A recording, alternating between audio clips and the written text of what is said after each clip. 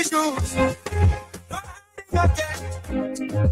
Truth on the airway, calling on me. From Arabian streets to the villages far, we're speaking the truth, no matter who you are. Face the issue, stand up people. The future is now, not stories of old. We teach a light on things that 8-5, make the voices be heard. Every question counts, every single word. Evening light breaking, people tuning in. Different voices calling, let the talk begin. From corruption talk to the people them cry. Asking real questions like why? Community voices, youth them rising strong. Mama them calling, saying things been wrong.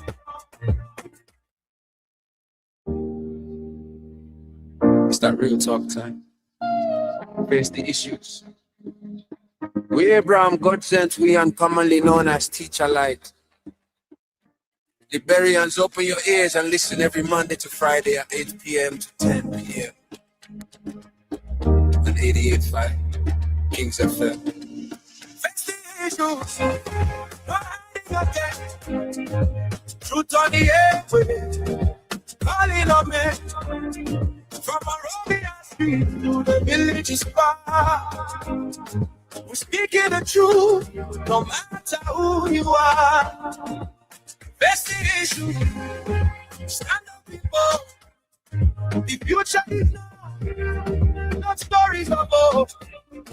We teach a light on things that 8-5, make the voices be heard.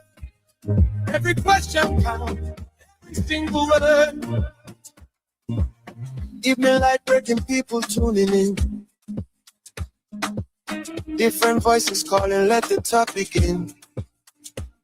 From corruption talk to the people them cry. Asking real questions like why?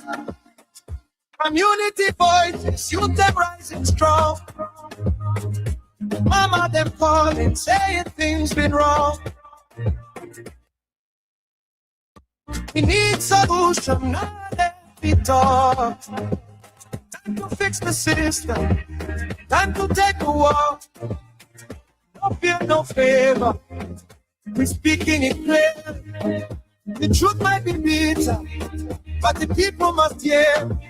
From county to county, the message goes spread. Better Liberia, that's the road ahead. Face the issue, no hiding again. Truth on the airwaves, calling out citizens. From Liberia to the villages far, we're speaking the truth, no matter who you are. Face the issue, stand up people. The future is now, not stories of old. We teach a light on the radio, making voices be heard. Every question counts, every single word. Politicians talk, but the people want proof. No more empty promise, we demand the truth. Every patient on give jobs for the youth. Let the leaders answer, let them show the truth. From the 15 counties, every citizen matter, no one escape. It's now a country, we all gotta say. Face the issues now, no delay. Talk your mind, stand your ground. Let the truth come out loud, make it shake the town. Face the issues, no more silence. We bury our rising, making it proud. Colin, speak up, your voice matters. This is more than a show. It's a movement.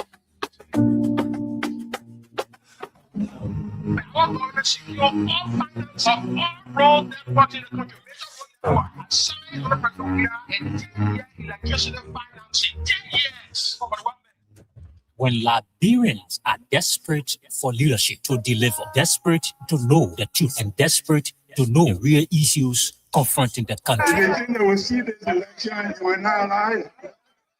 Because if you do it, that's the end of this country. Well, the government, all the ministers in the government, they lie. They don't put also everything they say. They never say the truth. The people of Liberia, if you allow the opposition to win, you will suffer.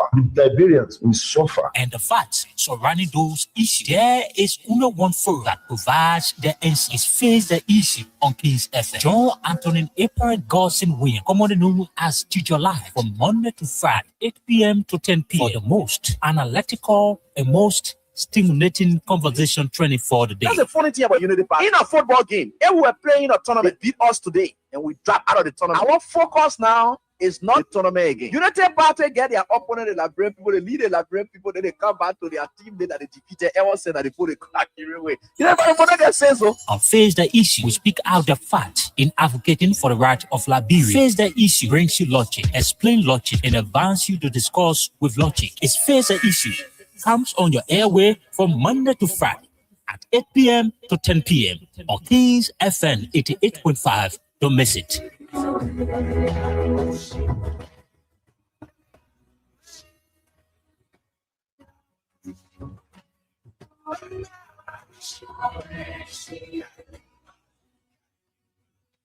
We have gone to the Honorable the Supreme Court on the petition of writ of prohibition to prohibit the conduct of the judge.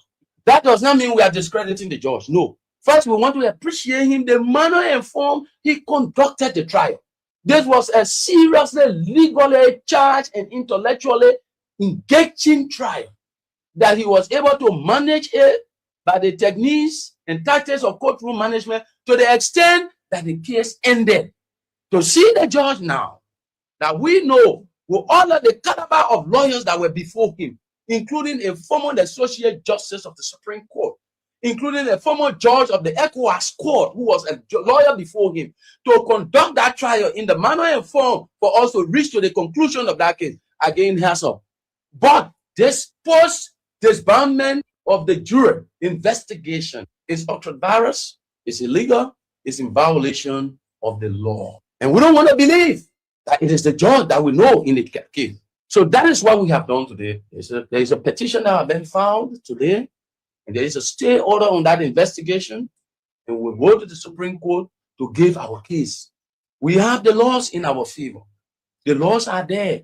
We just want to inform you. We're not fighting to influence any decision, but to inform you as to the developments that are unfolded there today and are unfolded.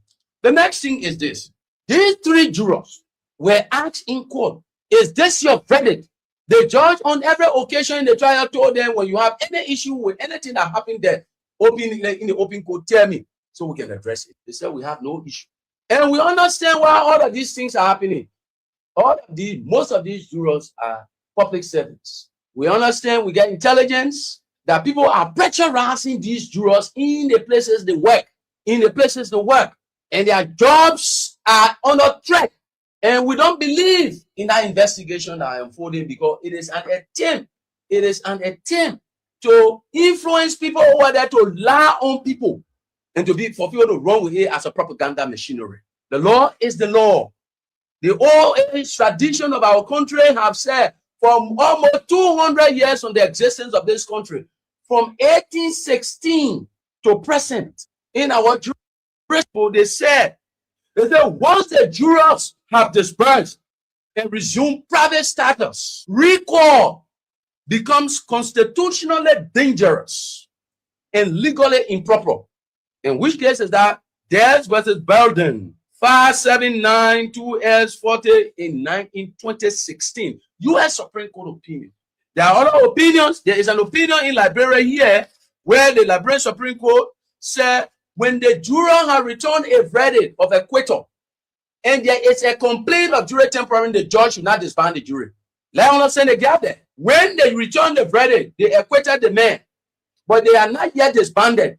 They stay under the jurisdiction of the court because everybody in open court. And a party makes an application to the court for jure tempore. The judge will stop that whole proceeding and conduct an investigation.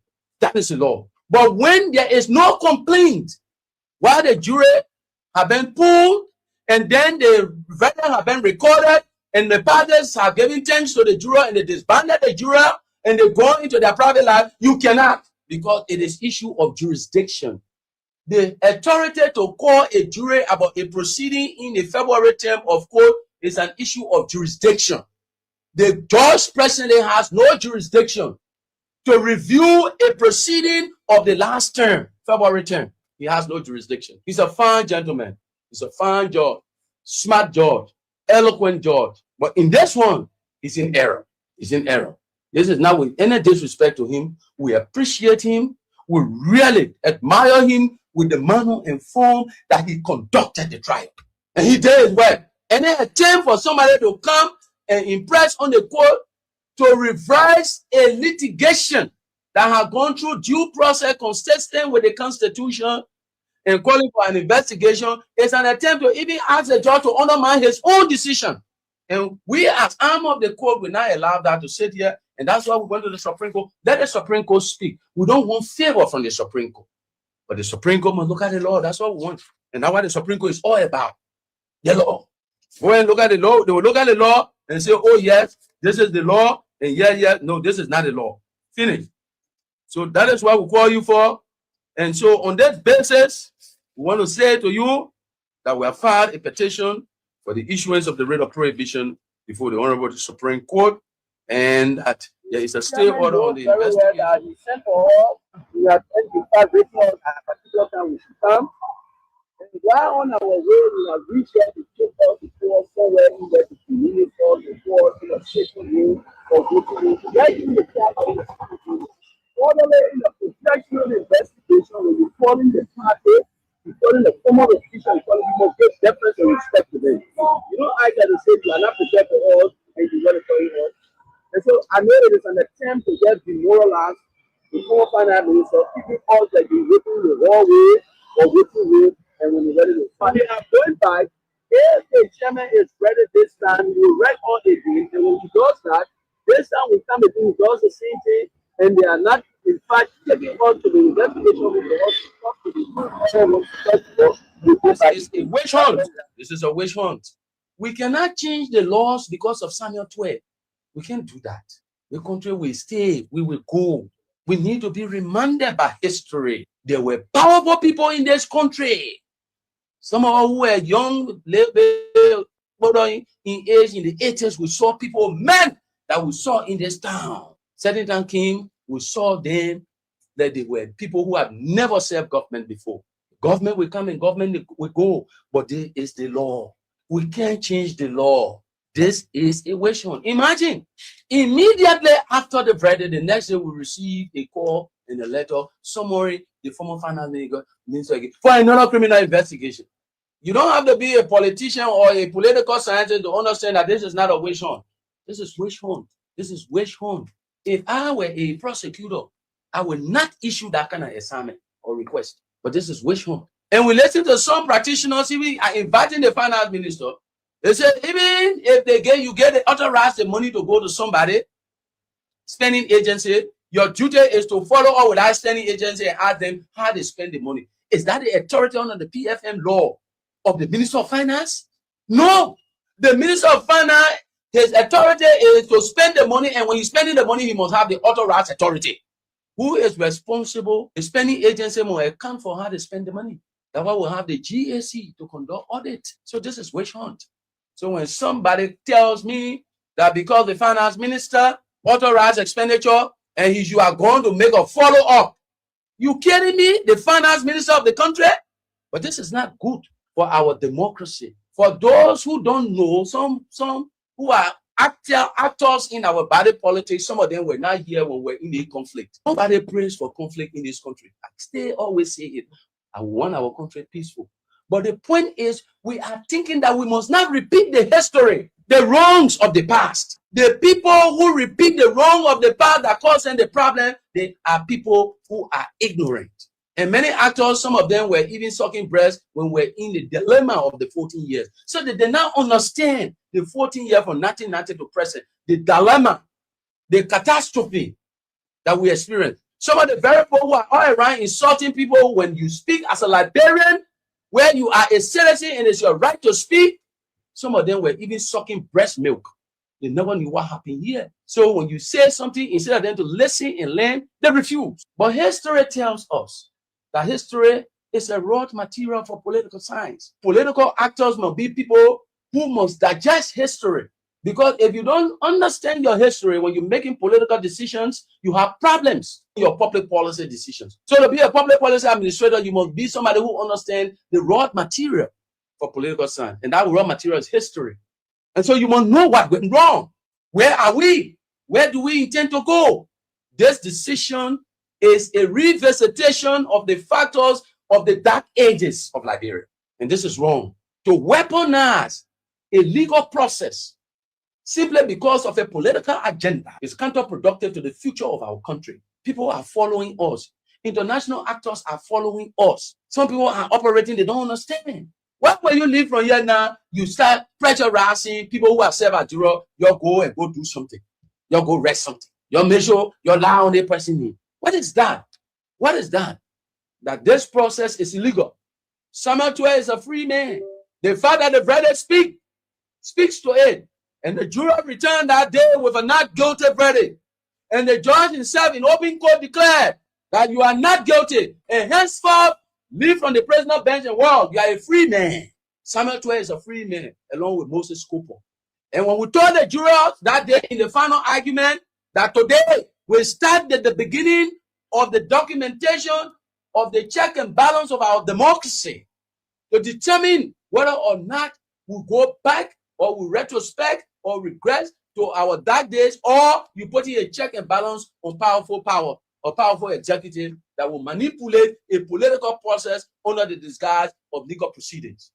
And we told them that when you make that decision to free the defendants, you will know when you walk out there, the country will be rejoicing even up into the money, and it came to pass. You think this is a joke? This is history. We call it the opportunity of history unfolding itself. The jury has spoken. The people have spoken. There can be no whims and caprices, naked brute forces that can overturn, or direct the decision of the unanimous, of the voluntary verdict returned by the court. We have seen a systematic erosion of democracy.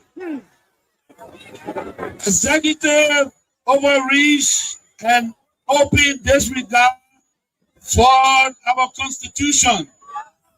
Lawlessness in the legislature, with the presidency turning a blind eye, even when the established hall of our democracy go up in flames. Security forces brutalizing peaceful citizens, while millions have been spent on so-called operations that offer no protection to ordinary Liberians. They said we were the problem, but now the Liberian people can see for themselves. The real problem is the unity party that is now in power.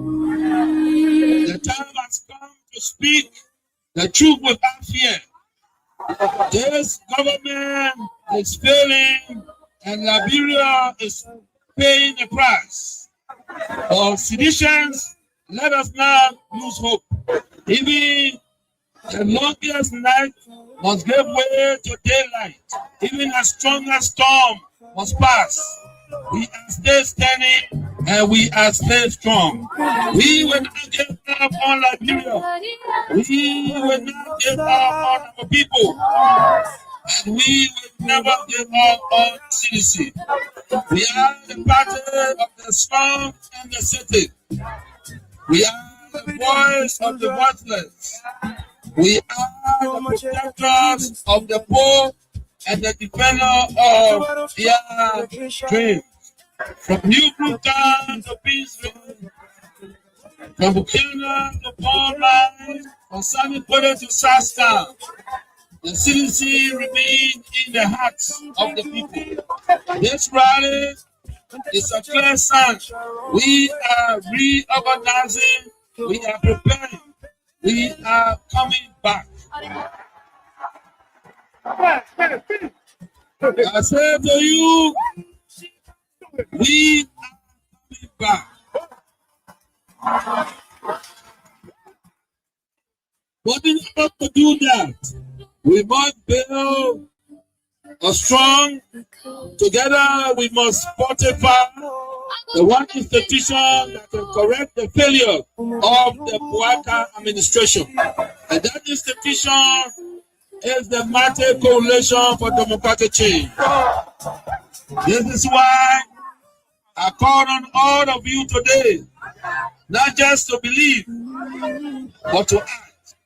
Not just to hope, but to build. Let us invest in the movement. All of course, let me say hands up to all of you. Let us invest in the movement that have invested in you. Certainly, that's what life is all about. When your country invests in you, you invest back in your country. That's investment returns. That's why you see in most instances, other countries will send their children and, of course, the best brains abroad to go and do studies. Some of them in the area of becoming in medicine, becoming scientists and whatever. When your country invests in you, you have to invest back in your country. CDC, especially that word that was being used by His Excellency Ambassador, the 25th President of the Republic of Liberia, George Manneh Weah, was meaning to those who benefited from the power of 6 years. Then, because the party invested in them, it was time to give back to the party. That was the rally launch, and that was when you were making that statement. That statement, and that's part of the statement, did not go really. So we are really ready here, and of course, grateful to the Almighty God. Tonight it's not going to be 2 minute talking, and that we're going to do. We have a special edition. Remember, the protest day is just at eve. We are on the eve of the day of the protest. So we have decided to dedicate this and, of course, give this entire show to the Stand movement for their protest that they've already staged. So tonight is the night, because they guaranteed honor the Constitution of the Republic of Liberia, Article 17. So they are exercising that right on the 17th of July, where they are calling on every Liberian who have their constitutional rights to peacefully assemble and express their views is on tomorrow. So, and your voice matters. So tonight, we have a great team. We are expecting the Stand boss himself, Moba Molu, and our junior chairman of Stand.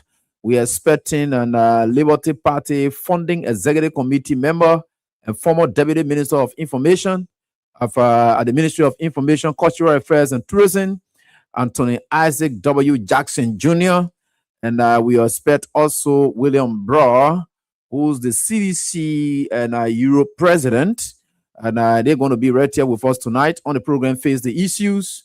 So we are going to have this special edition here tonight. So I want to say, what a wonderful way to welcome you to this special nice edition of the program Face the Issues that we're not going to waste time on, but of course we'll have in our guests who will get adequately prepared. And of course, Isaac W. Jackson is already in the back, and we are seeing him ready, ever potent, ever ready. And let me say hands up to all of you wherever you are, and welcome to the program Face the Issues. On the program Face the Issues, we don't discuss personalities, nope, but issues involving personalities. But when personalities do their thing in front of those issues, we don't in any way hesitate, but rather we tear you apart. And normally and usually because of the pain that we attend tearing you apart, we just tell you sorry. That sorry carries no indication that we regret our actions. So Isaac Jackson is going to be right here. What are the issues that they are going to carry out the protest for? We're going to be asking the hard questions. What are the issues that are earmarked? We have the drug issue, the issue about bad governance. We have other issues as well. Everything is at play tonight, but I don't know what specifically for which they are rallying protesters out there tomorrow. Now, prior to this day, after granting them permit to peacefully assemble, the police RG, like he will always do in any other occasion, not disappointing this time, he had come up to again restrict the protesters. Restrict the protesters. And saying that the grounds where they send their employees to work, the place they gave seat to, so that their employees will sit and work. That place is no-go zone for them. I don't know what's the rationale behind that. The protesters, send their employees to go work. And at the place they expect to see their employees to engage them, that place has become a no-go zone. Now, that is on Joseph Yuma Boakai. That is happening. And of course, police RG is executing accordingly.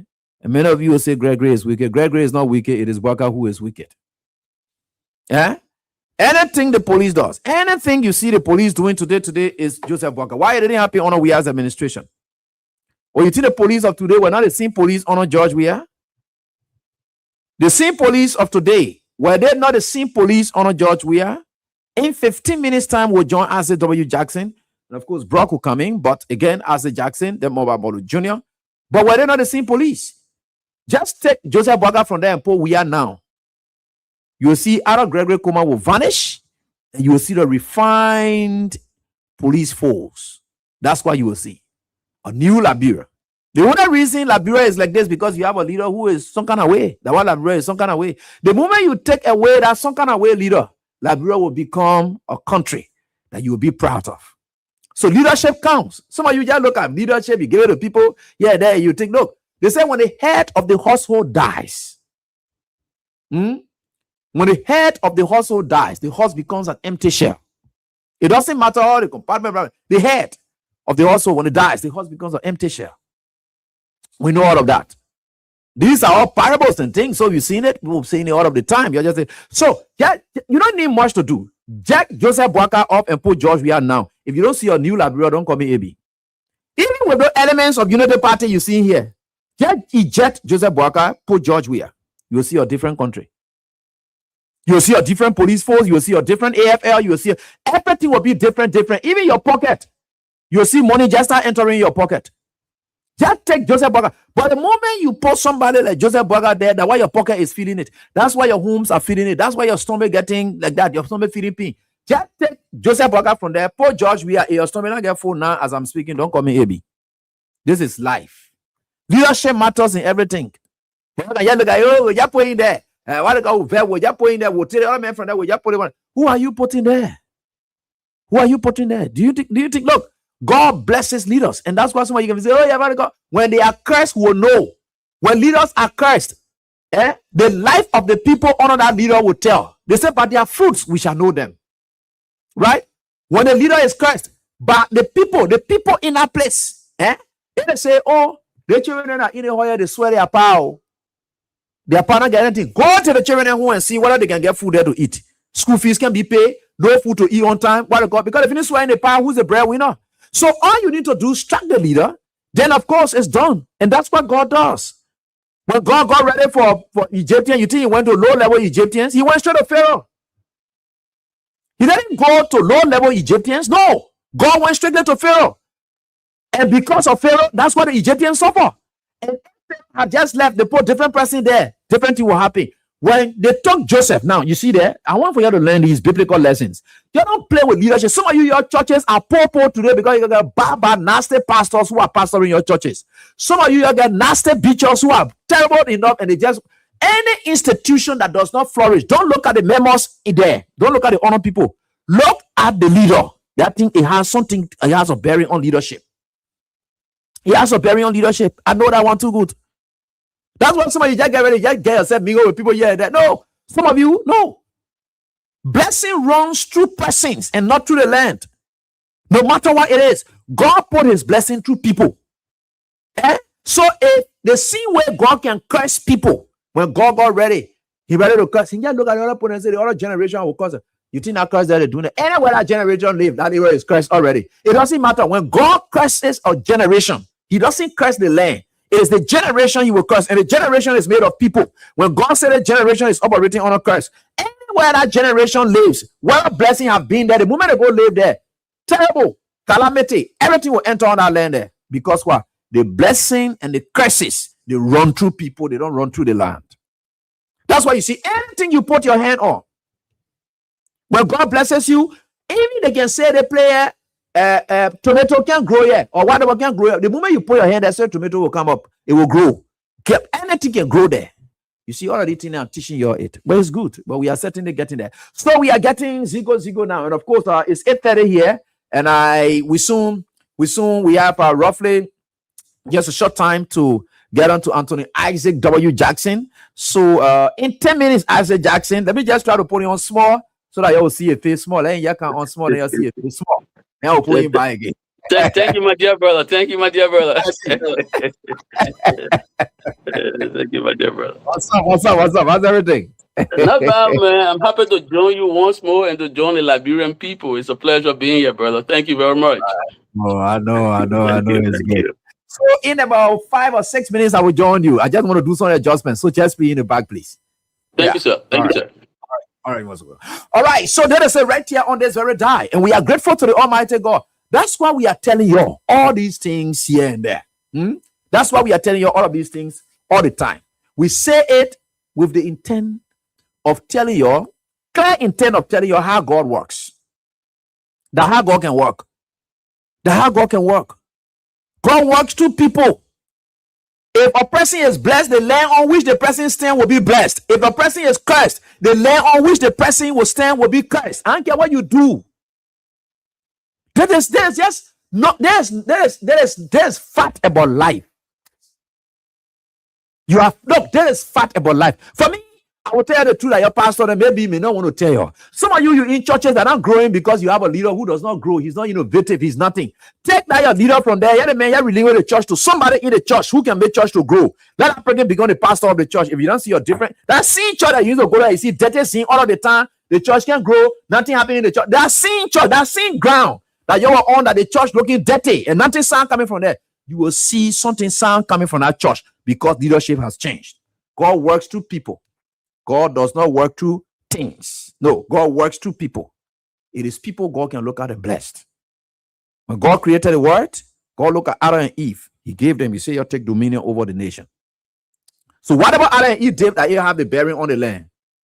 If they were to respect God and obey God, the land was still going to flourish. They were not going to be pain. They were not going to be suffering in the land. No. Whatever is happening in the land is as a result of the person who managing the land. It's as a result of the person who's in leadership of the land. It's as a result of the person who is in charge. That's how it works. Yeah, that's how it works. And I always tell people that this is what it is and this is life. Me, I don't care how you feel about it. I will teach you what your pastor may be failing to teach you. Yeah, I will teach you all of these things. Yeah. This is clear. You have to do all you can and hit it very, very, very, very hard. We are very grateful to the Almighty God of us. And we thank God so much for everything that He's doing for our lives. And we thank God and we'll continue to do. So let me take this music. And of course, this one is live. And of course, it's from the southeastern part of Africa. And I always love these kind of songs because the messages are so touching. So let me do this one as we get ready to get our guys right here on this very day. We are certainly getting there. Oh yeah, this is life. Remember, sometimes your heart can be broken, but still it is still beating. So getting Isaac W. Jackson right here along with us. And we'll be right here to have it going. I told him we're going to get on. All right. This is about life.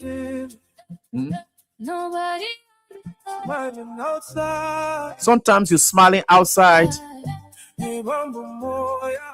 And of course, you are burning inside. You know, God is wonderful and God will continue to guard and protect all of us. And we'll try to get there. Someday, somehow, we'll get there.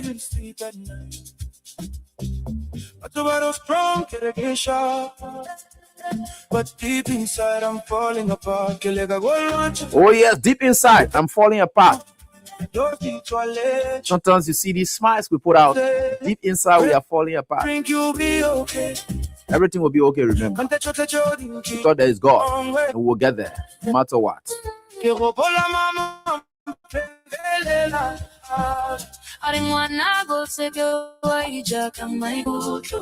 But I'm drowning. Can no she call it sweet, praying for a light.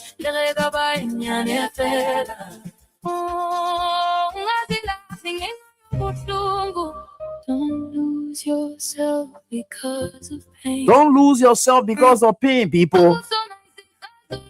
The day is coming, and soon and very soon. We are here. Saint Rick said, "Abi, I hope you get standby generator." These bomb malicious creatures will soon cut your current off. Just as the W Jackson is on.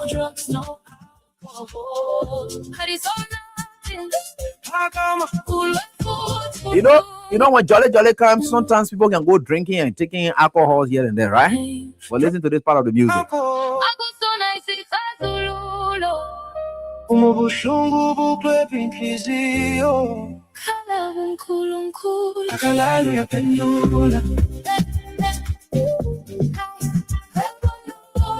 Heavy notes. Better days are coming. No drugs, no alcohol. The better days are coming.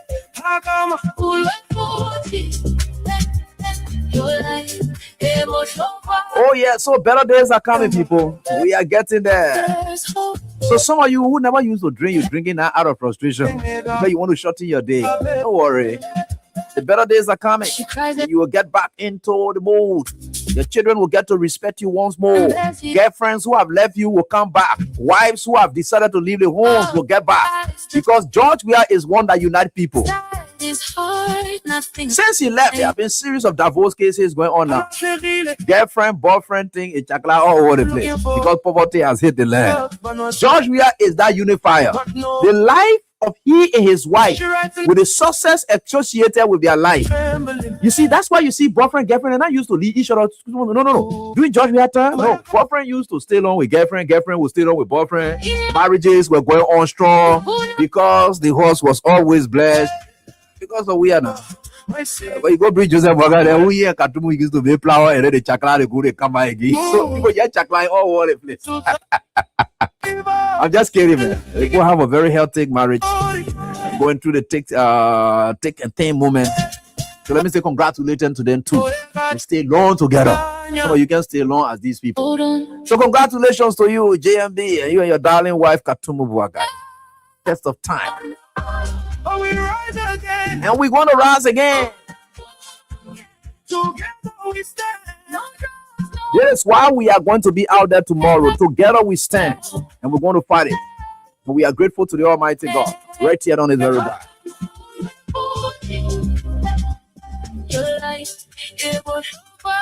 All right, so we draw this one down now and then getting our guests right here. But let me just try to give you a bit of information. I have Isaac W. Jackson on here tonight, and alongside William Bro, we are here and we'll be joined subsequently perhaps by Moba Molu.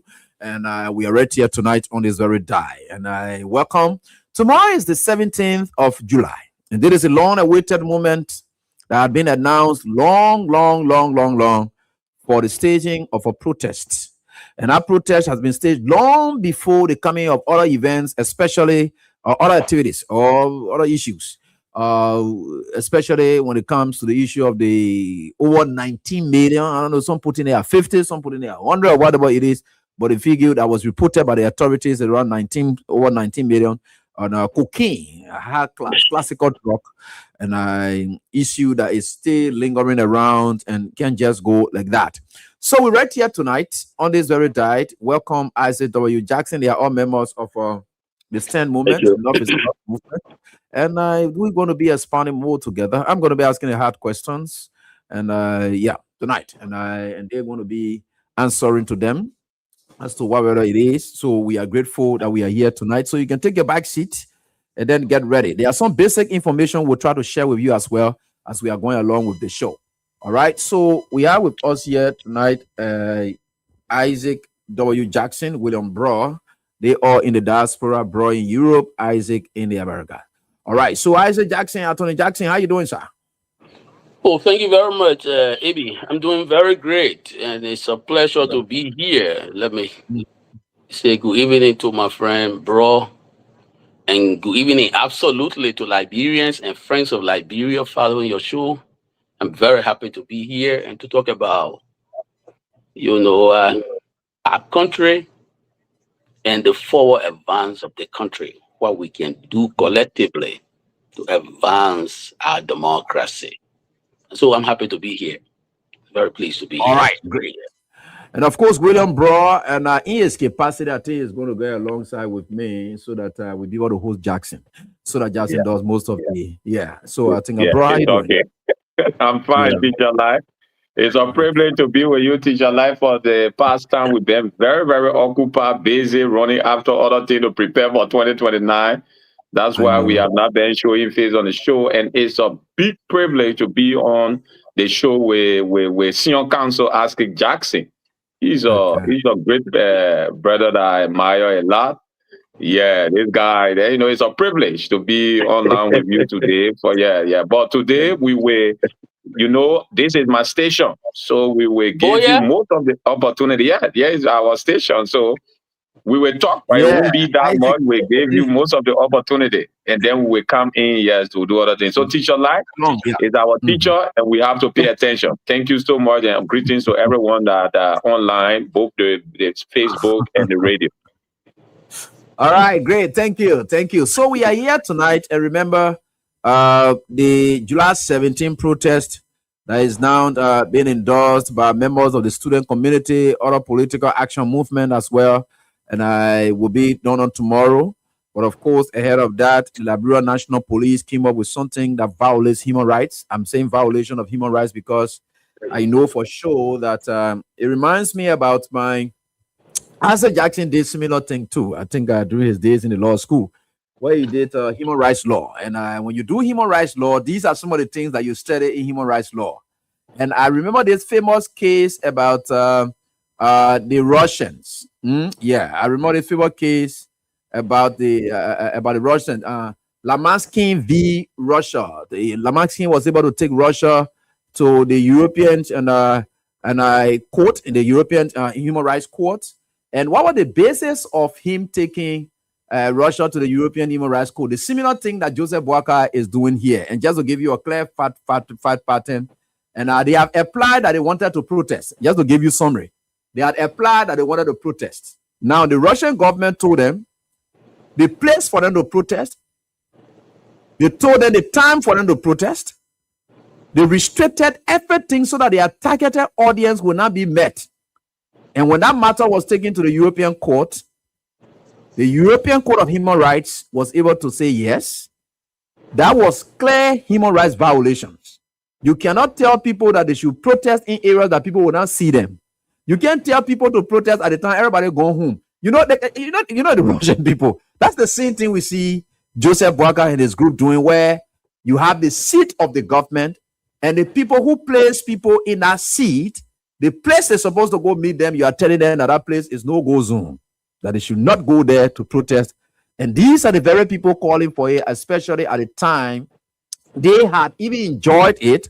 And from previous government, the immediate previous government, the immediate past government is the CDC, where Joseph Boakai was saying on the grounds of the Capitol building, alongside Alexander Cummings, others.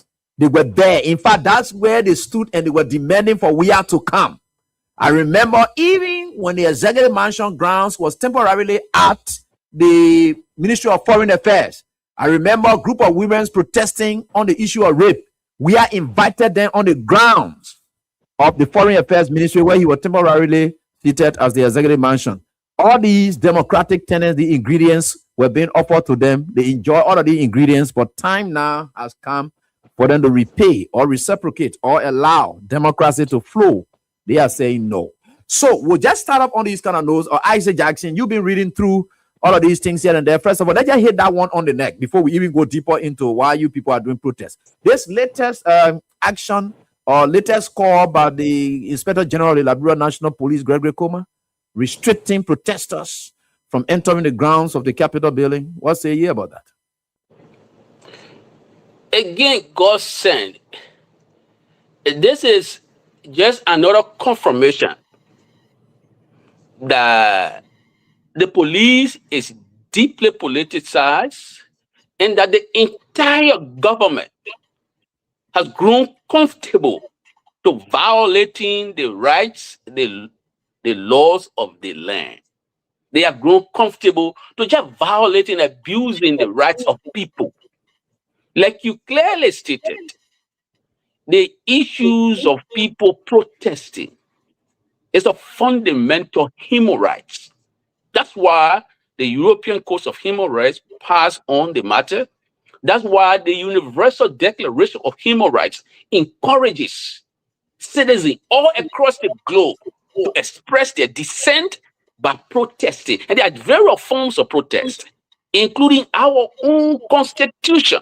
Article 17 gave citizens the right to air their grievances in a peaceful manner by protesting. It said we should assemble and petition our government to do right whenever we are displeased about the conduct of the government. Today, you have a police chief that have grown comfortable to violating people's rights and continue to do so.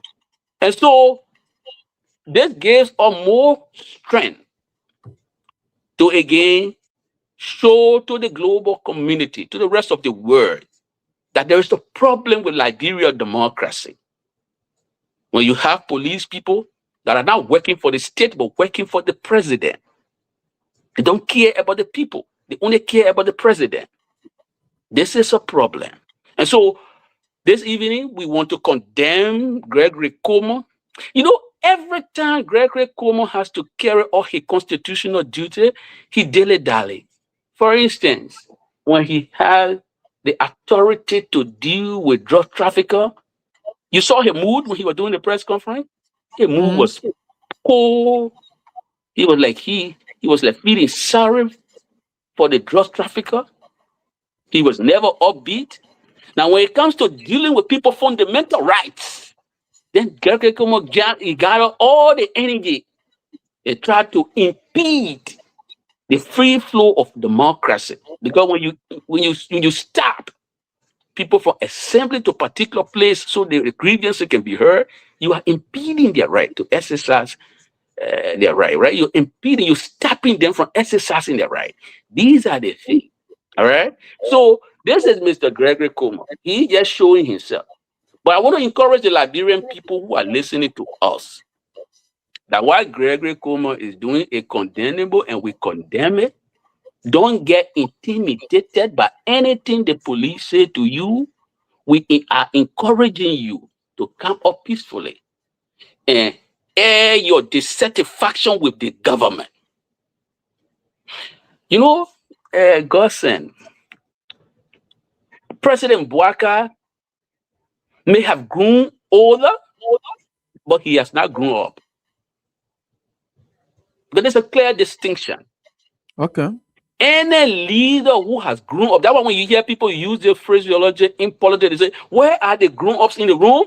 It means people who are very responsive to their people. Bouaka may have grown old, but he has not grown up. A leader that has grown up will be wise, will listen. Bouaka is not a leader who listens. And listening in the context doesn't mean, the physical hearing of another person. Okay. Listening here means somebody who can empathize, put other people in your shoes and empathize with their condition. That's what good leadership is about. When our people spoke to Mr. Bouaka about the seizure of their land, Bouaka did not listen. What did he do? He said, God not creating new land, and as such, the police know the soldier people know their boundary, know the land boundary, and they should take it. That's not a leader who listens, because he's not feeling the pain of the people. He's not. In recent time, when there's a public outcry of the opposition community against the government, what did Bouaka do? He likened the opposition community to dogs. He's not a leader who is listening. A leader who listens will be wise, will be cool-headed, and respond in a sensible manner. In recent time, when Bouaka came from Turkey, his own LBC journalist said the Liberian people are concerned. They say every time you travel, you come with empty hands. What did he do? He said, I leave it with them. I wrote a piece and I said, every time the president or any leader of the country say he leave it with the people, it's a language of surrender. It meaning that president, he able the job. He's incapable of dealing with the job. If you leave it with people, what do you expect them to do? To do it on yourself, right? To do it on your own, to do the heavy lifting themselves. When I wrote that piece, a stalwart of the Unity Party responded to me and said, no, the president, when he said he will leave it to you, the president was being sarcastic. So I said, oh, but I thought I was doing the president a favor to say he's surrendering. But if you say the president using sarcasm to respond to opposition people, then what does it say about his leadership? It meaning he is dismissive of the concern of the Liberian people. A legitimate concern of the Liberian people, the president is dismissive and he's using sarcasm. So Liberia is in a terrible place. It's at a terrible place. President Weah, in one of his public speeches, the country is in decline. For me, I use a modifier. I think the country is in abject democratic decline. Liberia is sliding down the toilet. That's why it is important for our people who listening to us, who are not listening, for one person to tell another person, now is the time to stand up for Liberia. Liberia is sliding in the toilet. And if you don't stand up for Liberia, soon and very soon, you yourself will blame yourself. You will say, I should have done something and I didn't do so. Bouaka doesn't have the impetus to make any meaningful change in the country, to correct any wrong in the country. That's why he's leaving things to the people.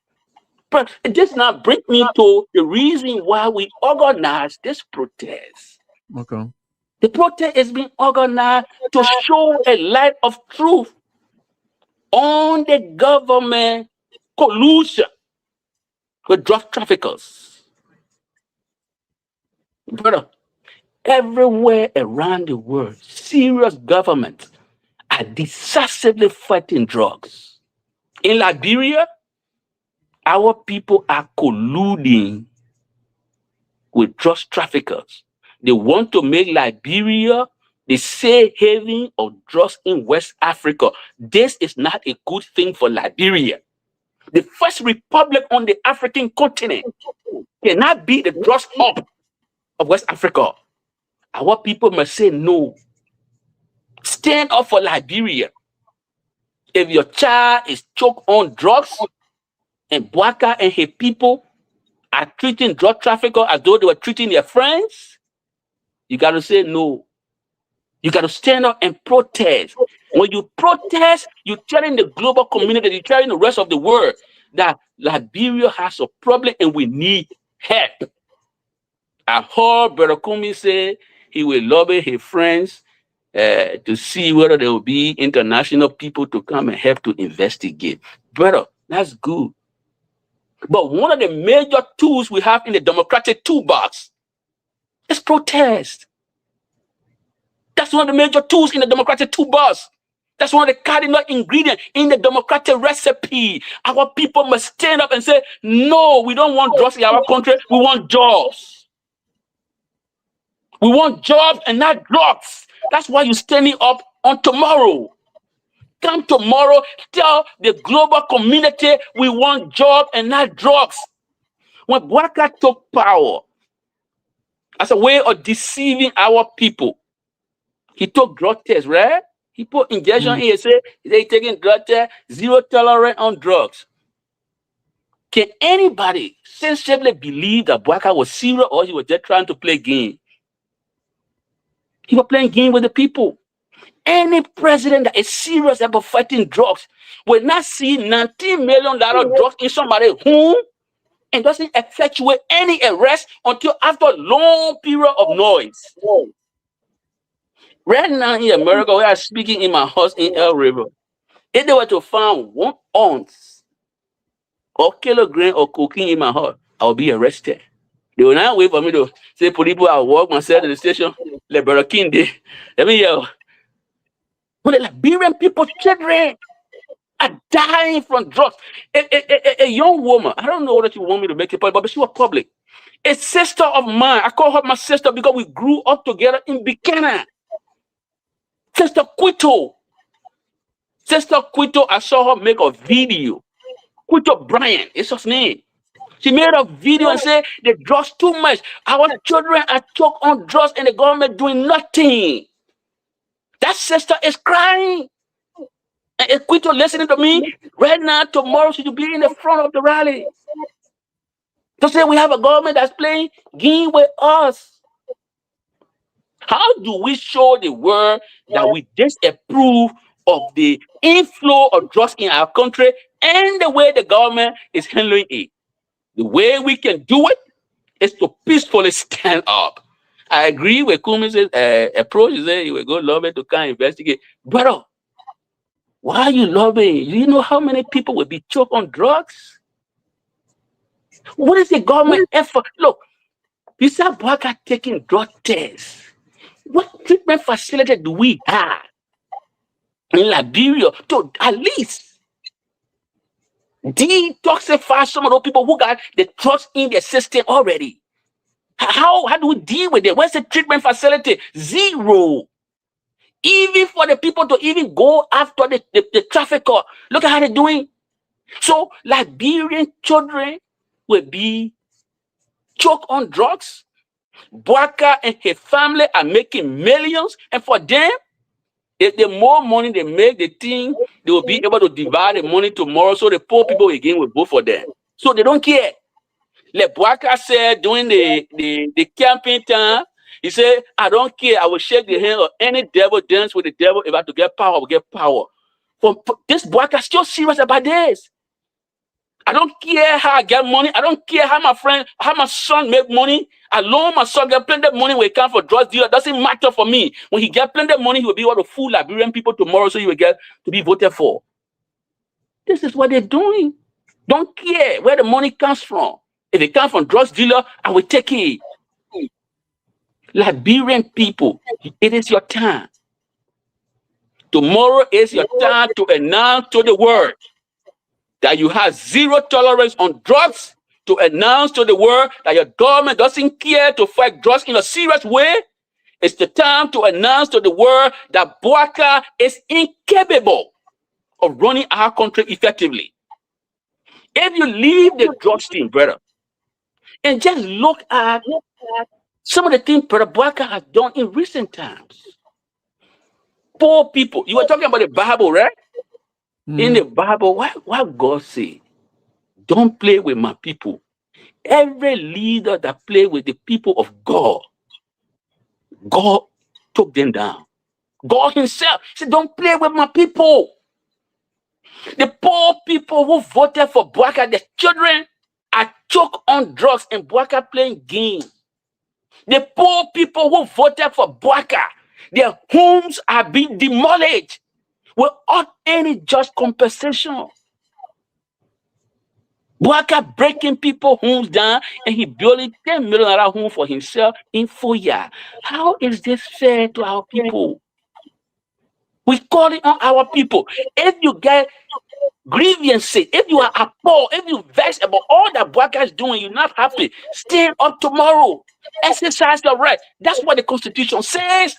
If your home was broken down and the government did not compensate you, and my friend Dylan, who today he's notorious for trash talking in the legislature there.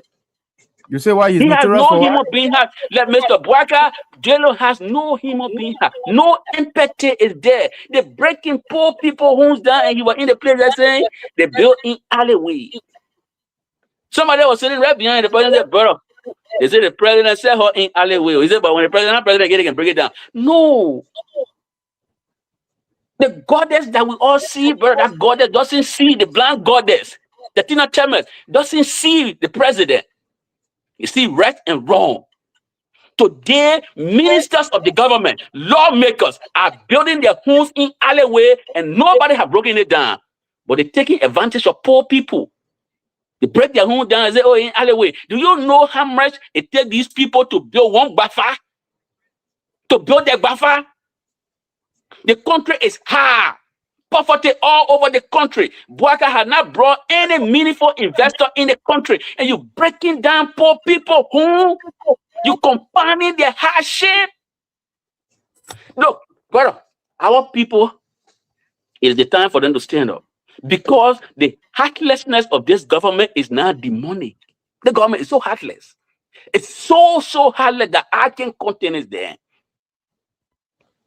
The vice president of the republic, you know, I've been trying to let this guy. Every time I see the man, I won't let him in. But he's making it difficult for anybody to let him. Making it very, very difficult for people to let him. The first time we heard about him, he was cannibalizing the politics in Nimba. The vice president. That was the first thing we heard about this vice president. Today, the vice president is taking pictures, not just one picture. I saw one boy from the office say, oh, the man just take one picture. He said, a friend, not a friend. The vice president and one of the notorious drug traffickers, they have Arbon. You know what they got Arbon, right? Fake picture Arbon. It means they get plenty of pictures together. You want to ask yourself, what about this vice president that get drug trafficker to be attracted to him? What about the vice president, public persona? What's about a public persona that attracts bad people to him? We're going to ask questions. Mr. Vice President, you say you don't know this man very well. You got a whole photo album with this man. Who are you trying to lie to? Yourself? Or the international community? Stop it. You can't lie to anybody. Nobody's sensible will buy your story. You got photo album. My friend who in the scene Senate there, he said he apprentice lawyer. You know what evidential document is? Man, it's almost 60 years. He happened to be a apprentice lawyer. All the law school they can go to. You know, evidential document. We got a whole photo album of the vice president hanging out with a notorious drug trafficker. And we're not concerned about it, brother. The Liberian people, what more evidence do you need that the government and high-ranking officials of the government are in cahoots with the drug traffickers? They are colluding to pollute our society. And we got to say no. Look at what the vice president did in recent time again. And we got to ask the question. It's a rhetorical question. If you see it, you can ask it. If you had the misfortune of seeing the vice president, ask it. What about your public persona that attracts bad people to you? What do you call the other man? From Commerce. Door kiddo, the guy from Commerce. The guy who was expelled for academic fraud. Cooper. Where did he get his comfort? He ran to the vice president for cover up. Mr. Vice President, you the kingpin of this country, they're running behind me. Oh, please help me. He turned to Wemo JP, Lens and Mans, calling Wemo Pay on the phone to corrupt his wife. He wanted Wemo Pay to exert a corrupting influence on his darling wife to cover up the fraud at the University of Liberia. Vice President, are you not ashamed of these things? I saw the man conscientiously walking behind Wemo Pay. They go reconcile. Reconcile about what? Your wrong conduct, your wrong woman to bury it now in the name of reconciliation. So, brother, we have a problem here. The country is in abject decline. And a boring president we have word because he used I would have put abject behind it. He said, oh, it's in decline. He tried to be diplomatic. Here, I'm not being diplomatic. I don't have no polite words for people who try to gang rape my country. Bouaka and his people are gang raping the country the way they do. And talking on rape, look at how they're promoting the culture of rape. The government is promoting the culture of rape. When the deputy minister for Youth and Sport allegedly raped a girl, and that man doesn't see the courtroom because the political bribe to compromise the case, you're promoting a rape culture, a culture of rape. Just as the government. No. If it was your son who was sodomized to death, will you allow the police to say, oh, we don't see evidence go to, or if your daughter was raped, you will say, oh, that police would have take bribe. Everybody in Labrador knows that the police can take bribe. Even on the side where they're taking money from police people. That police will tell somebody, say, oh, you're not coming ready to go to the house. Let the court adjudicate the case. The police, the government is promoting a culture of rape. And the people whose children got raped, this call, the protest is your call too. Stand up. Because we're not just dealing with drugs alone. We are dealing with the inaction of the government. The inaction of the government. Government doesn't take action. So if your child was raped or sodomized to death, as was the case of the young boy, and your parent is still grieving, you got to make your voice heard. You got to get your placard, join the rally tomorrow, join the protest tomorrow. Say, stop rape in Liberia. Government, stop promoting the culture of rape. This is what we do in a democratic society. And you got to do it. If your home was broken down without any just compensation, with the demonic lie from our friends, say, you're being alleyway, go with your placard. Tell the government, say, dignity for poor people. All right? Decent home is human rights. You demolish home, you demolish lives. That is your placard, brother. If you're passionate about corruption, stand up and tell Brother Bwaka, fight corruption, build Liberia.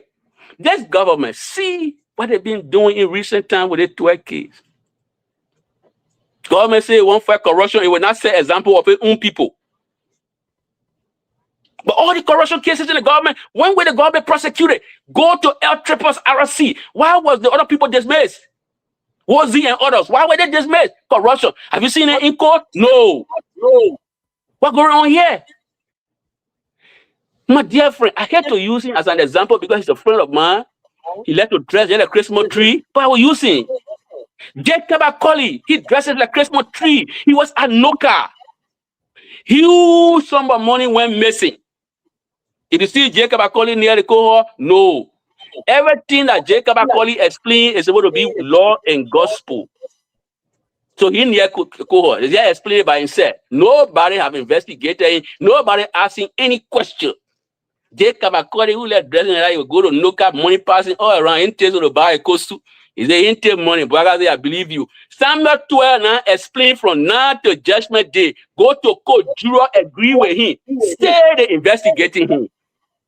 Where is the fairness here, brother? So if you Samuel 12, or you somebody who believe in Samuel 12, hold your placard and say no to selective justice. It is your call too. It is your call too. Say no to witch hunt. The law must be even-handedly applied. If that is your call, the protest is yours to join. If you're somebody who passionate for inclusive governance, hold your placard and say run for Bwaka to tribalize the governance system of the country. Enough of tribal politics. Enough of tribal politics. We can't have Gafan Afanas. We can't have Double Jala at LRA. We can't have Samoa at Central Bank. So lofa people controlling the money sector of the country, the financial sector, the economy of the country. They are not the most competent people in the country. So they don't even have economic degrees. Bwaka de accounting. He's not an economist. Double Jala de math, I'm told. Correct? So how come? What's going on here? What's going on here? The vast majority of the ranking members of the government are from Lofa. Is that the kind of government you want? So if you are passionate about inclusive government, it is your call, brother. Hold your placard, join the rally. If you believe whatever you aspire to, your welfare not being taken care of, and you're from Nimba County, and like my brother Koga, you believe that the Asala Meta deal that was just renegotiated, that it did not meet your need, and it will not serve the purpose, join the rally, brother. It's your call too. It's not just for the drugs. It's the suffering that the government imposing on our people. By signing this shaded deal, taking kickbacks, and signing contract that will not serve the interests of our people. Join the rally for Nimba. Join the rally. I want to applaud Brother Koga. He's doing great. Brother Koga is doing great. Whatever weak and feeble way he's doing it, he's doing great. He's doing great. At least he's speaking up. I know they try to get on the charade and say they reconcile it. I tell my brother Wilmer Page, you got to be careful with that thing. If the man say you're trying to reconcile, be careful, brother. You know about the Trojan horse. I need not warn you in public. Wilmer is level-headed. I know. I can't warn him in public. He needs to be careful. Somebody who has been accused of cannibalizing the politics in Nimba, who you know very well more than I know, going to your home, be careful, brother. I pray for your life. Some of the guys are demonic, brother. You got to be close. You got to be careful how you invite them to your home. Be careful, Wilmer JP. You are an intellect. Don't let them deceive you. If they want to reconcile, let them reconcile with the Liberian people. If they want to reconcile, let them reconcile with the Liberian people. Let Bouaka be true to his words. That's what we need. The protest is about Bouaka being true to his words. He told drug tests to fight drugs. He's not fighting it. Be true to your words, Bouaka. That's all we're saying. That's all we're saying, brother. So, I'm encouraging our people in Nimba. If you feel the way Bouaka betrayed Prince Johnson, it's an unpardonable betrayal. And Prince Johnson had to die the manner in which he died. The rally is your rally, brother. Join the rally. Tomorrow is your day to say, Bouaka is a big betrayer. He betrayed Prince Johnson. He betrayed the Liberian people. He promised to create job. He bringing more drugs, no jobs. He's a betrayer. And brother, Bouaka has become everything he criticized. So why should we allow him to be around? Why shouldn't we protest? This man has become everything he himself criticized. Bouaka criticized Jowia. He said Jowia used to travel with big delegation. By traveling with big delegation, he was taking money from the economy. Today, Bouaka traveling with 40 people behind him with no return.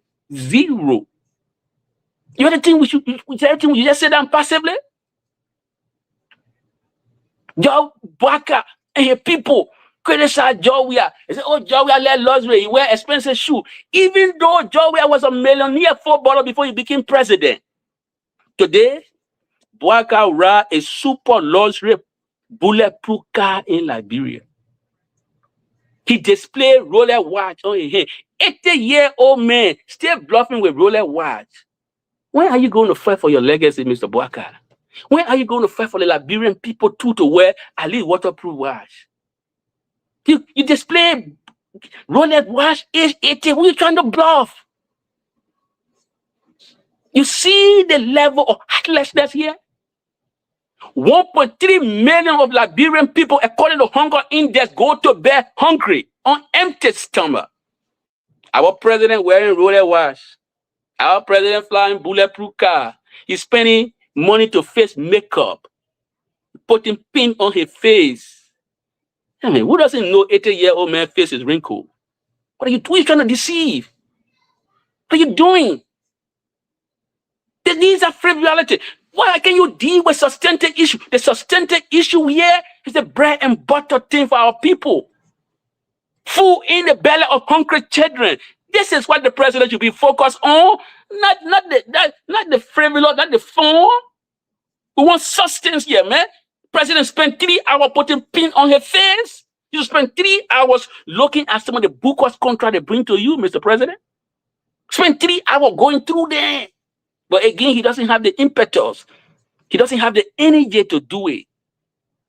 And so, the president is unfit. He's incapable of running the country effectively. That's why the rally is so. That's why we call it rally. So if you're from Grand Cape Mount County, like the people from Nimba who are appalled by the renewal of the ArcelorMittal contract, Nimbarians, you can join the rally. You can join the rally for what they sign that doesn't, benefit you. You can join the rally for the betrayal of Prince Johnson. Nimbarians, you can come. If your kids are choked on drugs, come on, join the rally. If you're from Cape Mount and you see that Being Mountain is exploiting your people, and it's imposing a modern day slave-like condition on you, the call is yours to also join the rally. Join the rally from Grand Cape Mount County. Your voice is needed. Don't say supinely. Because if you say supinely and you die in quietude, the government say you are enjoying and you die. Because this is a government that is accustomed to lying. They lie their way to power, but they can't lie their way out of governance. They can't. The people can see through the lies now. Now is the time for the people to speak. Stand up and speak for your right. It's time for the Liberian people to speak. Nobody should hold you back. Nobody should scare you. Nobody should engage in diversionary tactics. Oh, I said, Jazzy, when you come in, scan. When we were marching in Liberia, in Monrovia, when was the last time you saw Boaga's son in any rally? Boaga's son is a millionaire now. Boaga's son, as we speak, he is now a millionaire. I think when was the last time he went in rally? He never attended any rally. The world is a global village, so it doesn't matter where you are to effectuate change anywhere in any part of the world. When Boaga was sick and he couldn't check his toes, they flew him to America and they put their begging boats all around here, and people put money there, even from America. So you can't stop any Liberian man to say, because you're in America, you can't make impact. That's zero. That's a scam politics. It's a childish politics, and nobody should stoop to that childish politics. Nobody should continue that childish talk. It doesn't matter. Boaga was sick. He couldn't afford his hospital bill. This Boaga man, 40 years in government, he didn't even keep money for himself to go to hospital. Today, he's one of the richest men in the country. Where did he get all that money from? By stealing from the Liberian people. Okay, Boaga explained to you how he became rich, how he got the wallet what he wears today. The Liberian people money they stealing. But Liberian people gotta get angry. If you're angry, how do you show your anger? You gotta stand up, you gotta protest. And say, no, enough is enough, President Boaga. You promised to create joy, you're not creating joy, you're bringing drugs. That's not the way to run the country. We are not happy. The way to express your displeasure in any functioning democracy is to stand up and protest. They gave $5 million outside the budget to NSC. The big drugs that happen in the country. You know that NSC discovered it. So what NSA doing with the $5 million outside the budget? First thing, spending outside the budget is wrong. The law says you can't do it. But Boaga and people, they are comfortable to breaking the laws. So if you're even passionate about the law, stand up. Boaga took oath, he swung oath to uphold the law. He's not upholding any law. Stand up and say, look, the way the country is running, no law. The government doesn't respect any law. We stand up. Boaga spending outside. But the point here is, NSA, right now, as we're speaking, they're checking all around who are calling Liberia, who are not calling Liberia, who Molu speak to, who Molu doesn't speak to. $19 million drugs passed right on the NSA, and nobody knew. If I the first consignment pass, whoop. So NSA, what are you doing? What are you taking our $5 million for now? To check on who Molu speaking with, or who Bertha speaking with? Is that what it is? This government is a walking disgrace. It has become everything it criticizes. And because it has become everything it's criticized, it is useless for the Liberian people to keep hanging up with them. The Liberian people must now voice their dissenting fashion. In democracy, they say they must voice their dissent. That's what protest is. They say you must voice your dissent, voice your dissenting fashion, voice your disagreement. Go to the capital and say, look, we can't take this. If the policeman, if he are taking some drugs money, these people are colluding with all the people. The cartel giving him car. The Secretary General of the CDC said the cartel gave him car, and because he believed in the evidence he got, he had to send it to the U.S. Embassy. Now, there are two things here. Either the Secretary General of the CDC has substantial evidence to point to That's why he go to the U.S. embassy, because when you send that kind of strong document to the U.S. embassy, even your own credibility is on the line. And the young man said, I am willing to put my credibility on the line, Mr. Ambassador, Mr. Shashi Efre. Please look in this direction. The car in the president convoy is linked to some of the traffickers. And you see the U.S. ambassador go visit the door Attorney General. The man hunched over just a clown. Have you seen the Attorney General? I saw it. The man hunched over just like a clown, right? Every time you see a clown, he always hunched over. He's hunched over like a clown. You think the ambassador go to read love letter to you? They are concerned. The American government is fighting drugs all over the world. They're fighting. In fact, America was the first people to declare war on drugs. So when they go there and talking serious business, say, look, you got to do something about this thing here. They play cannot be the transit point. I listen to one of my friends. Yeah, God, Liberia is going down. He's going to be one of our friends. He's going to be an activist too. He said, oh, they play, they just a hop, they just passing here. But we don't get money for the drugs. They just passing, brother. The first thing is going to pass drugs to your country. I saw the video, the video clip. I said, when I trouble Liberia tastes so. When I trouble Liberia tastes so. Oh, they just passing it. I mean, Liberia, they just passing drugs. When they pass the drugs, you know someone can drive, some will leave there. Brother, you really think Liberia going to be a hub for them to be passing drugs through there? No. Oh, the drugs, anytime the drugs pass, so what? Oh, is it people hypocritical? And these are people who using the words in reverse order. And you see a crisis of what? Common sense here, right? Because hypocrisy cannot be applied to the CDC. Hypocrisy is applicable to those who say they disagree with drugs. They have zero tolerance on drugs to the extent that they took drug tests and are today colluding. That's what it is. You criticize something, but now you engage with the thing you criticize. That's why Jesus Christ, even in the Bible, he called the Pharisees were hypocrite. Correct? He said these people wear white clothes. They said they pious, they clean their hands, but he said in their heart, they were great. He said they are hypocrites. Jesus Christ look at the Pharisee and call them a brood of vipers. The hypocrite. Worker and people are the one you can call hypocrite. Not CDC people. CDC people struggle with it. They struggle with it. But those who promise to fight aid, betray the Liberian people and making friends with the traffickers.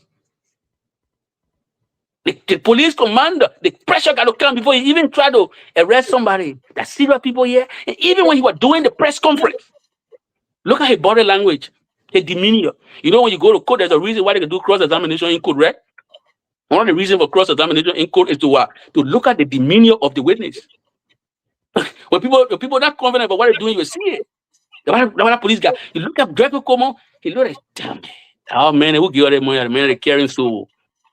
And that's a bad language I saw of Gregory Como. I didn't see an upbeat police chief who was happy that he has apprehended those who try to pollute our society. No, I didn't see that in Gregory. No, that today, citizens, peace-loving Liberian people who want to go and air their grievances, put their dissent on display. That they don't want you stopping now. Now, if Gregory said, when I go to Capitol Building, let's go to the mansion. That won't solve the problem. This is a serious business. If all of the young people in our country, or vast majority of the young people in the country, if they get choked on drugs, what future is there for Liberia? Bwaga ain't got no future already because he's 80 years old, right? So 80 years old, close to the grave, right? But what future is there for Liberia? A vast majority of our people get choked on drugs, the future of the country, the people are in danger, right? It's a serious risk. This is not something you play with, and nobody must start talking and say, oh, they just passing there, man. They play with not got money. Brother, they want to pass it there in the first place. Nobody should pass drugs in your country or in your yard, because while they're passing it, there's a risk of someone will live there. So why would you pass it there? But they can pass it somewhere else. So, Liberian people, it is your time to stand up for Liberia. Everything Bouaka criticized, he has become everything he criticized. And we got to say no. We got to criticize him. We got to stand up to him and tell him enough is enough. Enough is enough. I mean, these people are so dishonest to the extent that, I mean, no serious person will countenance them. Oh, private jet will buy. You're not good to fly private jet. Why can flying private jet locally now? Fly to Fuya. I mean, he still stay there and stay with a straight face. He won't say something to who? Who are you going to say something to, Brother Bwaka? What a straight face. Oh, it's wrong for the president to carry a big delegation. Today, Bwaka traveled with 40 people behind him, including some of the clowns, some of the corrupt clowns who were shouting above their voices. And today, on the delegations, the legislature is non-existent. Today is rubber stamp. Where are we so headed? Where are we going? Where is Liberia headed? People who are supposed to institute the instrument of accountability are themselves wanting. The people bring in yellow machine, no PPCC. In fact, PPCC is near dead. The people who sort of ask and say, how you got a yellow machine, where you got it from, how much you spend, why you don't go through procurement, they are in West Side wearing yellow clothes. Where Liberia headed? Where is this country headed if the Liberian people don't stand up for themselves to exercise their right as provided for in Article 1 of the Constitution? It says all power is inherent in the people. Article 17 says when you are aggrieved, you must stand up and air your grievances. So who's going to stop you now? Is that when you stop yourself? If your son, if your child, if your family member, even if you're concerned about Liberia's future and see the huge number of drugs coming through the country, you got to stand and say, no, the international community can't. And you know, Brother Kumi, I'll put him on record here. He said, during the Banga anniversary of the CDC, he said the strength of the opposition is in solidarity.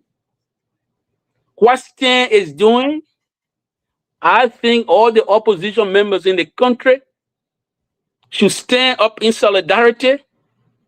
It is not a Molu's call. That's why I was happy. And I'd like to applaud the student leaders, the student groupings that expressed their willingness to be part of this protest. I'm very happy about that. I want to applaud them. It is not a one-man thing. It's a Liberian people thing. If you're not happy that the government playing with drugs business, stand up. If you are not happy that children were raped in the country and the government doing nothing and the police telling people to go home when they should send them to court, you said, no, I don't support the culture of rape. The government is promoting the culture of rape. I don't support this. Join the rally. It is your time. If you don't support selected justice, join the rally. If the economy is in the toilet today and few other people are making money, tell them, say, no, the economy is not in the toilet. You used to say the economy in the toilet, now you're not talking anymore. You got corrupt people all in the government doing your bidding wrong. Join the rally. People's houses are getting burned in the country. And you get incompetent men who get high school certificate will be, I got it, fire service administrator. Fire service administrator, he don't get one paper in your back pocket. You know, but a Toba could be in her grave, you know, just smiling at Liberia and say, this is what you killed me for. You know what I mean? But a Toba, you killed me for multi-party democracy. The multi-party democracy you wanted is to have incompetence, inadequate to be your representatives. People who are not aggrieved about what's happening. Policeman goes to the Capitol building, insults a senior senator, a ranking member of the Senate. He goes with impunity because he's a black-ass policeman. You know, I heard the other senator say, oh, we'll call it, man, we'll arrest something. I said, Jesus Christ. They're going to dilute this thing. They're going to dilute this thing. For me, I am a free speech absolutist. There's nowhere, no bone in my body that will encourage anybody to impede free speech. Let encourage free expression, even if they criticize you, Senator, for doing your work. Do your work anyhow. The policeman goes there and insult you. Are you condoning insult? Is that a good decorum expected of the police chief to go to the Capitol building and insult a senator? Oh, you do nothing to that man. You go call one other comrade who trying to impress Bwaga by renting church. Then what you call? What you doing? You wasting our time, bro. Why you wasting our time? This boy who try to impress weak Bwaga, renting trash, and the trash you pick up, the policeman at the moment will set example on. He say we don't condone insult here. When you can't hear, your deportment. You must conduct yourself properly. You don't insult one of us. That's what you should show. That you're serious about business. You don't run behind one clown who writing trash on Facebook to impress incompetent Bwaga. That's the man. This is a misplaced aggression. So, but it's again, Liberia is at a low place. And our people, you can see that the country is at a low place. So it is your time to stand up. Stand up for Liberia. If you support Brother Prophet Key, and you believe what the court did to Prophet Key was downright wrong and violated his right to freely express himself, join the rally too, brother. Join the rally. Express your dissent. Argue intelligently that the American Supreme Court was established ever since it's about 236 years old. The United States Supreme Court, 236 years old. In its 236 years, the Supreme Court, the Chief Justice of that court, nowhere he has sent somebody to jail for disagreeing with the Chief Justice or for insulting the Chief Justice. Nowhere. So what the Liberian Supreme Court did is with all the benefit of precedent. It's a strange practice that a Joe Blow who passing on the sidewalk says something, and you grab him. At least if that man was an official coming to the place that the police chief did, he goes to the Senate as an official of government. He's supposed to. There are certain decorum is expected of him, right? Certain deportment. He got to carry himself properly. He can't go there like that. Even if he's provoked, he got to conduct himself properly. He goes there and calls people there that you lose to because they're expressing themselves. But the Joe Blue who passing on the sidewalk, why he said that he had a Chief Justice so much, you got to call him. How do you explain emotional maturity? You explain emotional maturity when you say stick and stone, right? Can break my bone, but words can do nothing. That's emotional maturity. That's the aphorism you will hawk. Stick and stone can break my bone, but not words, man. You go ahead, you go ahead. You don't know what you're talking. You cause him for free. But you take Prophet Key, even though the president of the republic and his wife, who is a female, and I emphasize female because some other people, women can be different, right? The president was a female.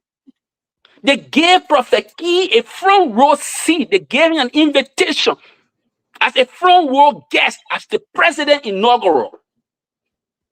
Even though Prophet Key have insulted the former president in a simple language, Katuma Bwaga was comfortable to take a picture with Prophet Key, laughing. Even though Prophet Key had just insulted Judy Andy in a way that her worst enemy will not even insult her. Katuma Bwaga, the mother of the country, taking picture with Prophet Key, who had just insulted the cultural ambassador. She took her case to court. The same government, the legal advisor to the president, not the prosecutor, case against the woman expressed approval. Yeah, the Prophet Key today, you got the quote-unquote insult region, the Chief Justice, and I put in jail. How you go to the wrong country? You're the wrong country like this, brother. The Bwaga and his people ain't able to job. They don't have that emotional maturity. Emotional maturity is you tell people, say, look, I had a big man here. I didn't know about talking, I don't know what you're talking about. Let him go with trouble. That democracy gets strengthened. You don't run behind people because they disagree with you or quote unquote they insult you, especially somebody from the sidewalk. Even in the court, right? It's a common law practice that judges don't join issue with people in the public because what the judges offer are their opinions supported by laws. So it's a common law tradition that judges don't go in the street when people call them young to go ahead. That's why even in the Liberia canon, like the judicial canon, you read the judicial canon 16 say the judges should be unperturbed by insults. Judicial 16. I want to ask myself about they teach justice who told President Bouaga that he had no ethical standard, that he would take his own son and make him married, that he didn't want beyond Prophet keep in jail for saying something. What kind of ethical standard he get that he putting somebody in jail for free expression? If you go to the extreme where the American law go there, they were insult fall within the permissible bounds of free speech. When somebody get very, they can say strong thing. Even in the Bible, when Jesus Christ was vexed with sin, you think Jesus Christ used polite words to describe sin? No, come on, stop it. Jesus Christ described sin in some of the strongest of language, right?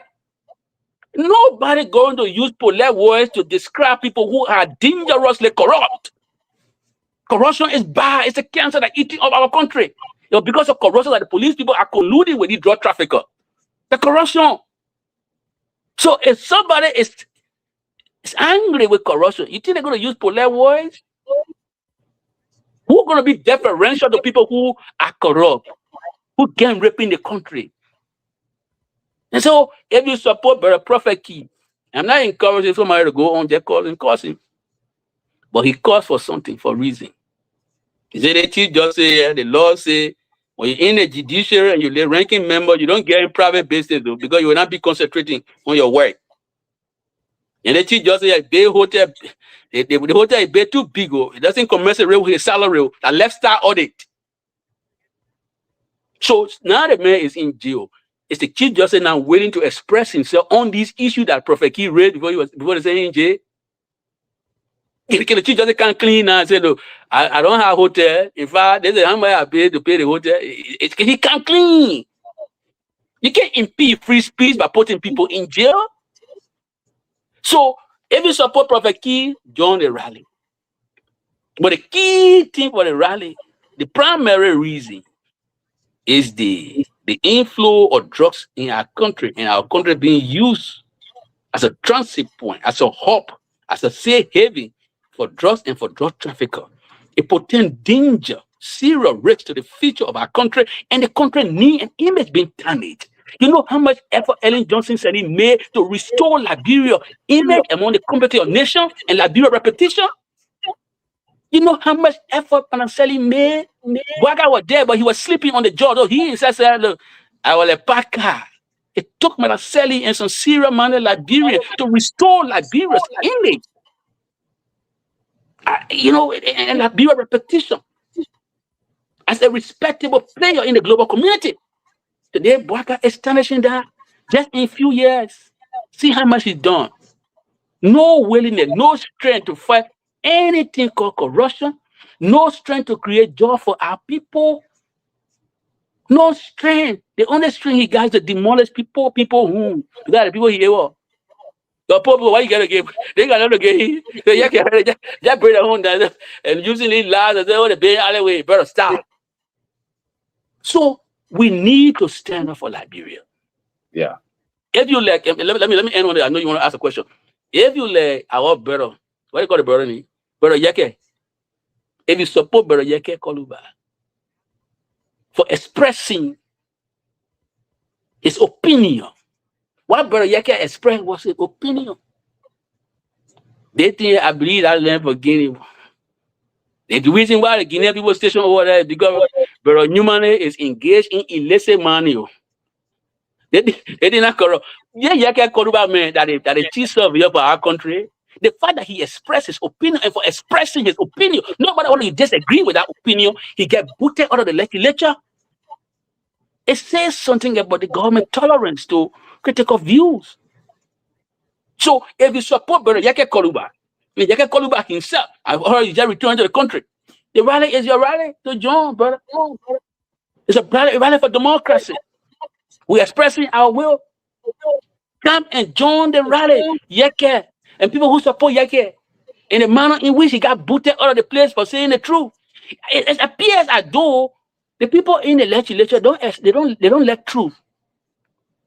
Or even the president doesn't let truth.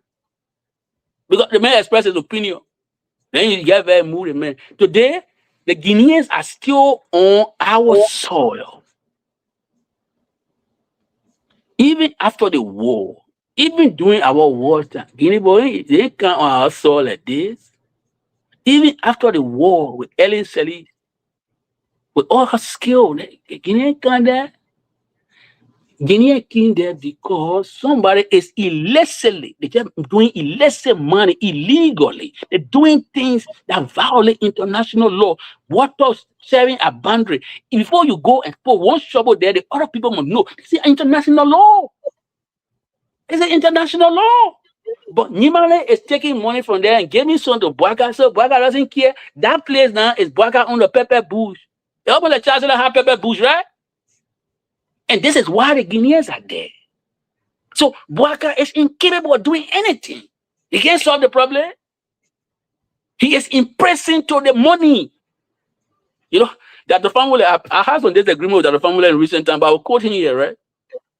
That the family had this big disagreement with Jean Flamboyant.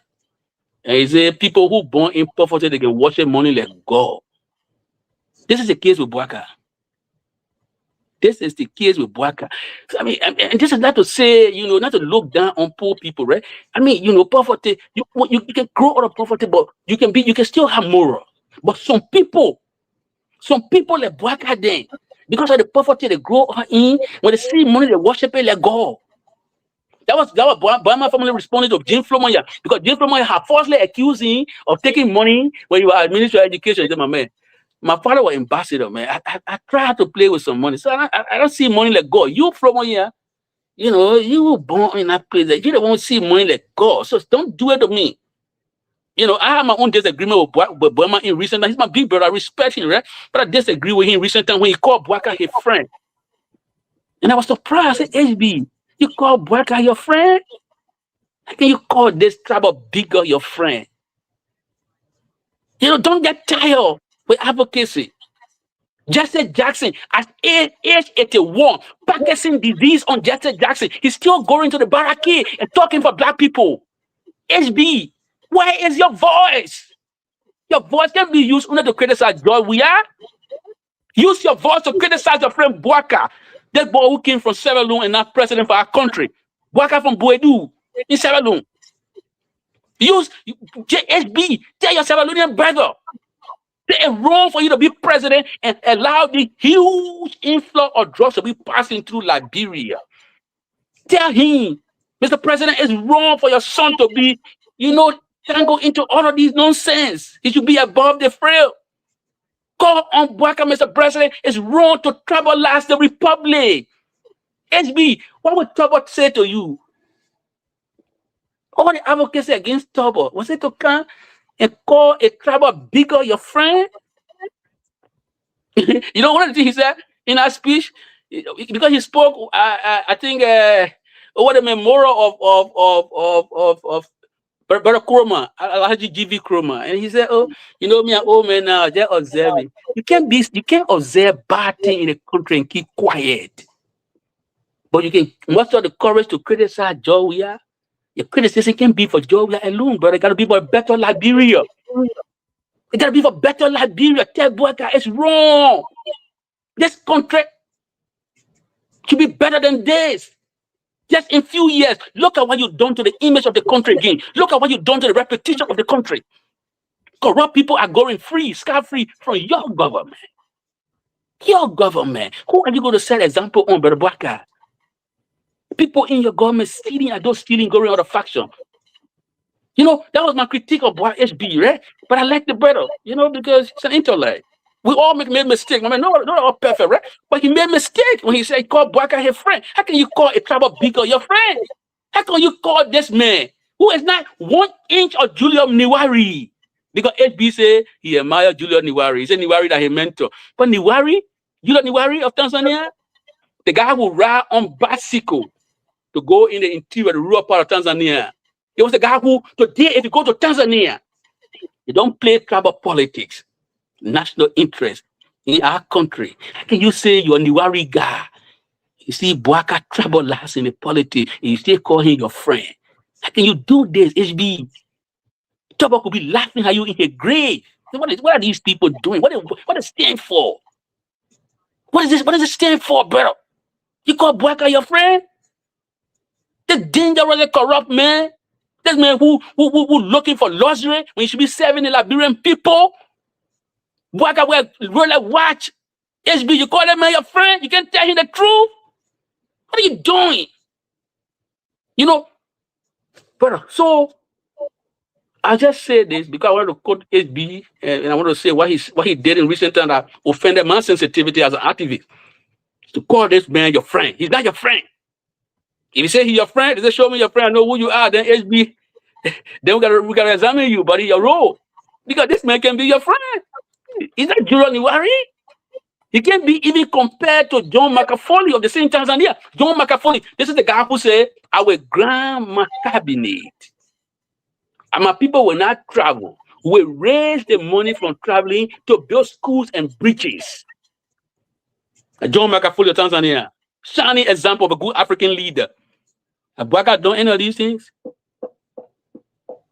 What he doing? Zero. 80-year-old still fighting the real world wars.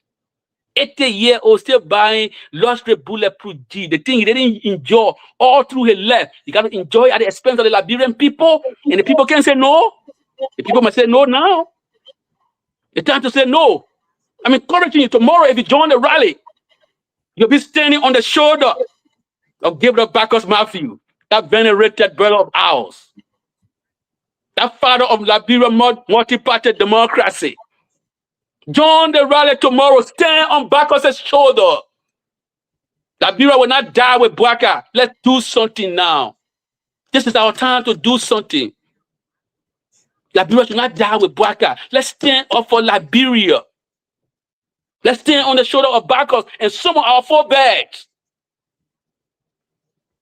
They'll toy. They'll toy. Look at Tubman, told the man, you're wrong. What are we doing? Edward Wilmer Bloody. Let's stand on the shoulder of great giants of our country. Let's not cowards out of the place. Let's not chicken from these corrupt clowns like Gregory Como and thinking that he would scare people with police. If Gregory Como said, don't go to Capitol Building, go to Executive Mansion. The country not for Gregory Como. It's not for him. Tell him enough of the nonsense. People breaking in drugs that you're scared to arrest them. And poor people who want SSI arrest you, able to tell them, I go so they will go their way, but go there to do that. Stop it. Tell him. It's time for Liberian people to say, enough is enough. Don't be scared to exercise your right. Do it in a peaceful manner. If protests were wrong, then Nelson, Martin Luther King Jr., who now led the rally for job and freedom in America. This rally. Nobody will tell you say a wrong to protest. If protests were wrong, then Mahatma Gandhi, who now led his people against the British tyranny. Let's stand up for Liberia, man. Let's do something. Nelson Mandela protested. Let's stand up for Liberia. Let's stand on the shoulders of these great men. And let's save our country. Let's show to the rest of the world that we have an incompetent leader, an incapable weakling, a ghost president. Let's say enough is enough to the ghost president. Liberia will survive. If Bwaka gave up on Liberia, Liberia should not give up on Liberia. Let's stand up for Liberia tomorrow. Tomorrow is your time to show to the world that you can do it. That you can stand on the shoulder of Gabriel Bacchus Matthew. That you can stand on the shoulder of Mahatma Gandhi. That you can stand on the shoulder of Martin Luther King. That you can stand on the shoulder of the great warriors, freedom fighters who fought for their people. Our people are dying quietly in poverty. We need to stand up for them. Don't die in your poverty. Stand up for yourself. Sam Bwaka say, leave it with you. You got to stand up and fight for Liberia.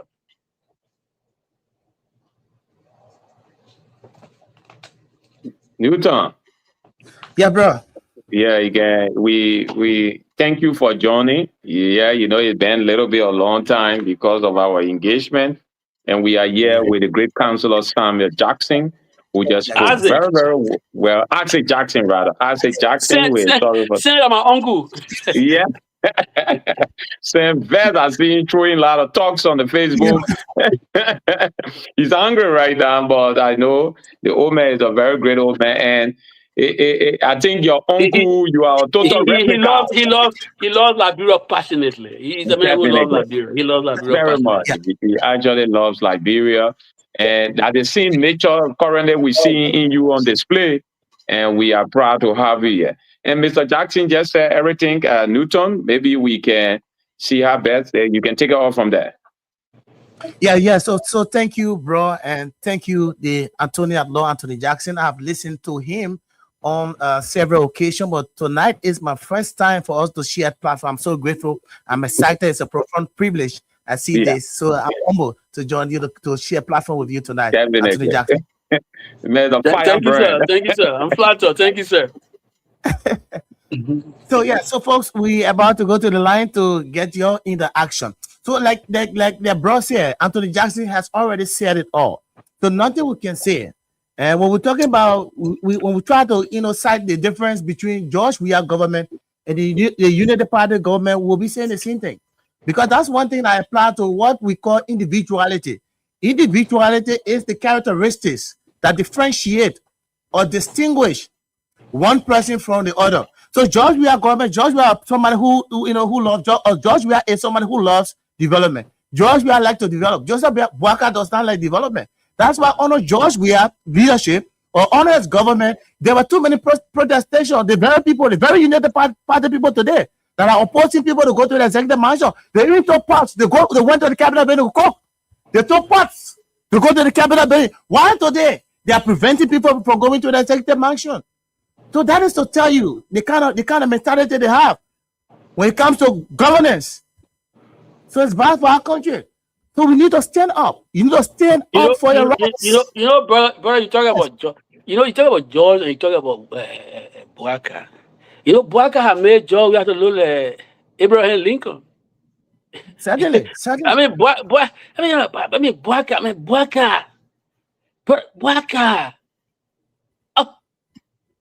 I mean, look at George Weah. I mean, I'm not a big George Weah fan, right? I mean, we have our own disagreement, but I let to be earnest. But in Liberia, they say, let us go fair through. George Weah magnanimity, his immunity, that was way above Boakai. George Weah knew that Boakai was the major opposition leader in the country.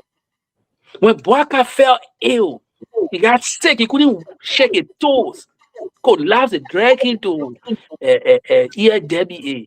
George Weah, his fear for God and love for humanity pushed him to get the 5 money to send Boakai to hospital. For me, that alone, even if you don't let George tell the human being hard, to look at your quote-unquote political opponent, some people can say political enemy, and send him to the hospital and put lead by him. That kind of humanity can close to Jesus Christ love for fellow human beings. Ask Boakai the reverse. Put in the reverse and ask Brother Boakai. Brother Boakai, say you became president. Who is your critic that you ever done favor to? Almost all the Boakai critics, he thinks they should go to hell. He thinks they should die. That's Boakai, right? That you can see it in him. You can see it in the man. He's so angry. So even in victory, he's so bitter. He got less against Ellen Johnson Sirleaf. Even though Ellen was the woman who made you vice president, he got less against her. Today, Ellen bear public testimony and say the Satan is as dirty like before, like we never seen before. The Satan is dirty. Yeah, when I talk over newly, but I say Ellen, you lie, they say it clean. Can you imagine Boakai contradicting Ellen on something that is visually evidential If you can see it, what? Everybody, you walk around the place, you see the place dirty, right? But Bwaka tried to contradict the reality. You know, that woman, I think he's talking not true. When everybody on it, who saw the capital city doing the selling administration, applauded Mary Bro for the passion she demonstrated to make the city clean. And then they played there, Bwaka said, no, it's not there. Something got to be wrong. So Bwaka is just showing over and again that he's not capable to change anything. Because the first thing for you to change something, you might admit there's something wrong with it, right? So you gotta admit there's something wrong with the city. The city is dirty. I gotta try to do something about it. But when you're in denial, your former boss, they say they play dirty, Papa, you gotta do something. They say, Madam, stop it. They play not dirty. How are you gonna change it? The people say provide job for our people. Bwaka go to the Capitol building and brazenly told a bare-faced lie that he created 70,000 jobs. Where the evidence? Nobody can see it. You go to labor ministry, all the foreigners coming, they're giving them work permit. The jobs that were preserved for Liberian people, Bronsky made that law. The preference of Liberian people. Today, Chinese people taking all the jobs that preserved for Liberian people. They're selling cold water. Indian people selling cold water. Lebanese people selling cold water. Nothing is preserved for Liberian people anymore. Even in the great America, they are Jordan, like American people do. They can't just do everything. No. Selling Jordan for citizen. I can't looking for joy. I go to the place. No, bro. They are for citizen. You're not citizen. You get president permit. What? Selling you have Jeffers. Bro, I mean, everywhere. No matter how advanced the democracy is, the preference of the people. The joy that labor minister gave for Liberian people, they just gave it to Indian people. They gave it to Lebanese boys. They just taking it. In fact, the government is not enslaved to Lebanese people. Your Ministry of Transport, they run by Lebanese. What is the Bwaka man doing here? So if you were at the Ministry of Transport and your contract they took it and gave it to Lebanese coin, they're giving you some kind of wood, they did a lesson plate. Stand up for Liberia. The Liberia is going down the toilet. Stand up for Liberia, man. Let's do it. Let's tell the global community that we are people and we are fearless. Let's tell them that Liberia has a history, that even our women stood up to the men when they were holding their guns in Accra, Ghana, and they brought peace to the country. We have a history, a strong history. Now, only the men, the women did that too in Accra, Ghana. Lema Bowie and others. Today, they're making plans with Lema Bowie now. Everybody who intellectual go and tell them the truth, they either call you small girl or they just dismiss you. Yeah. This is the thing we're dealing with. This is the Bwaka we're dealing with. I told the people that you can't get anything out of them. And I told them, and the evidence here, but I don't want to sit down here and be comfortable with the fact or be comforted by the fact that I said it. That's why I still putting people, I putting my hand on and say, let's do something about this. I can't blame the Liberian people for bringing Bwaka. The Liberian people were corn. You know, we got to blame the corn men, not the people who corn them, right? Let's blame the corn men. The corn men are people that deal on them, who are marching all over the place.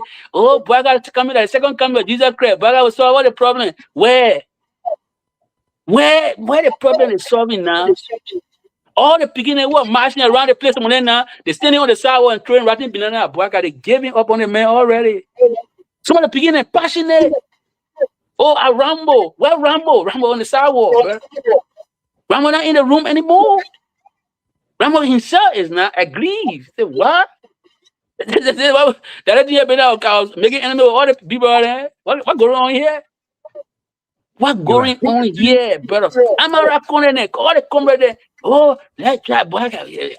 I'm a one good friend. One of the best friends, they call him Jim Coley. Jim Coley called me the other time. My man, what is it? I said, brother, from all that I know to be true. But I think Joe, we are kind of me to apologize. Hey, Joe, we are apologize to me. I'll forgive Joe. We are.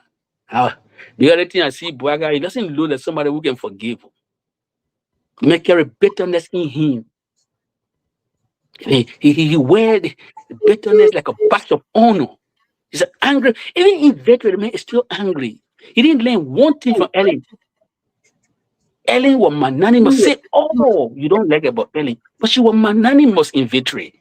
To the extent that Louis Brown, Garcia Brown, the man who introduced, desecrate in our public discourse against Ellen. He said the woman had desecrated the Capitol building because she go and talk party building there. Ellen was a spokesperson. Ellen sent him to New York. No anger. Magnanimous. Even myself. Magnanimous inveterate. My critique of Ellen. Yeah, man. You got something to offer the country. Like you can explain things good. Can't sit down right and explain something for the country. Not for me.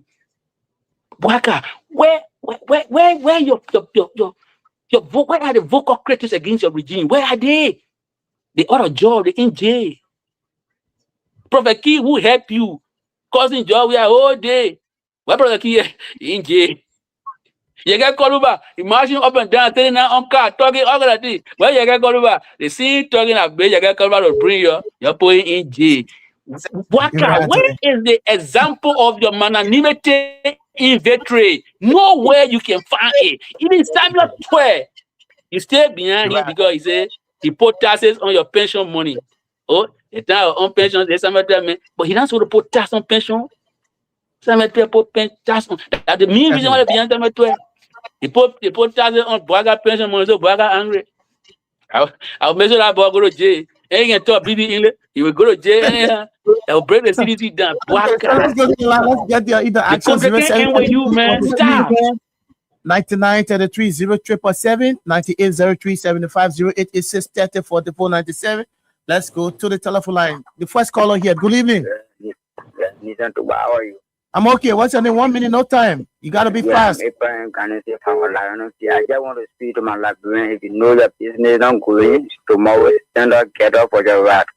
Because first of all, the Liberian, we are new to ourselves. We can tell you that we were beat by the rebel, taking 100 push-up.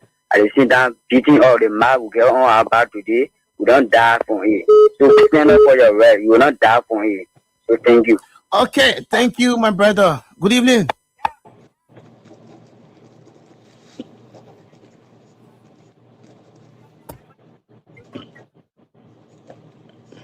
Very much you say, oh, my Jesus say around the China and my synagogue. We will be there tomorrow. Sacrifice will be eaten. We will be there and ready for the executive mansion. We're going to get petition to President Blacker and get a lawmaker a petition and in our interest. Then all ambassadors that brought all the petition to them. That is trust here. That is can't hear investigate. We not trust the government. Government is in the cookie jar and a measure. Thank you very much. Thank you. Short and sweet. I love that. Good evening. Hello. I can't continue with you. I'm getting a terrible feedback. Yes, I can just continue with that caller. Hello. Hello, Gary. Good evening. What's your name? I'm Prince Weah from the former president resident. Is servant to the former president George Martin Weah, the Christian man in the Republic of Liberia. Prince, Jackson. 1 minute. Tomorrow, come on. We have never demonstrated against the Unity Party government. They demonstrate against our government. The 6 years apart, they demonstrate over 17 demonstrate. But come tomorrow, it's not about CDC, it's not about George Weah. It is about the 16th country and the 16th tribe of the Republic of Liberia. Be in your religion. This is the time to tell yourself that you lie on President Weah government to get the power. Today, you have conquered our opportunity, Liberia opportunity when we're growing. When the people from the diaspora or Iran, Arabia, Aragana were ready to consider their country. But taking job, we are dream. That's supposed to come in a second thing to develop Liberia. All right. Thank you, my brother. Thank you so much. Let's move to the women's line. Good evening. Yes, good afternoon. Good evening. The man going for tension was my concern just for me. Go ahead, 1 minute quickly. I just tell you like it's not about CDC, it's not about Unity Party, it's not about ANC, it's not about AFC. I'm taking you. Okay, not enough. Tomorrow, you're being on no more can usher. Enough, but I will tire. Man, straight to the mansion. But I came up. I will see you tomorrow. By God, great. Thank you. Okay, yeah. I love that. Yeah. Mm-hmm. Yeah. Good evening. Good evening. Yeah. You're talking tonight. All right. Yeah, man, that's it. We'll wait there tomorrow. That, man, that's it. We'll wait there tomorrow. All right. Then we're gonna go, Peter go get here, guy. The same way it's way, but we'll be there tomorrow. That's all. They will show the person who bring the draw, and he know about the draw. All right. So you will tell. So wait there. Thank you. Man, Bessie, thank you. Good evening. Good evening. What's your name? My name is P.O.P. Willie, and I represent a concern Liberian for justice. Go ahead quickly, 1 minute, my brother.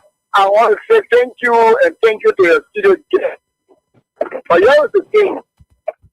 When our president took the oath of office in January 1st of 2024, he was signing a promissory note. And he has defaulted on that promissory note. So therefore, we're going tomorrow and we are going to demand our rights. We are going to demand that sum for all of our rights.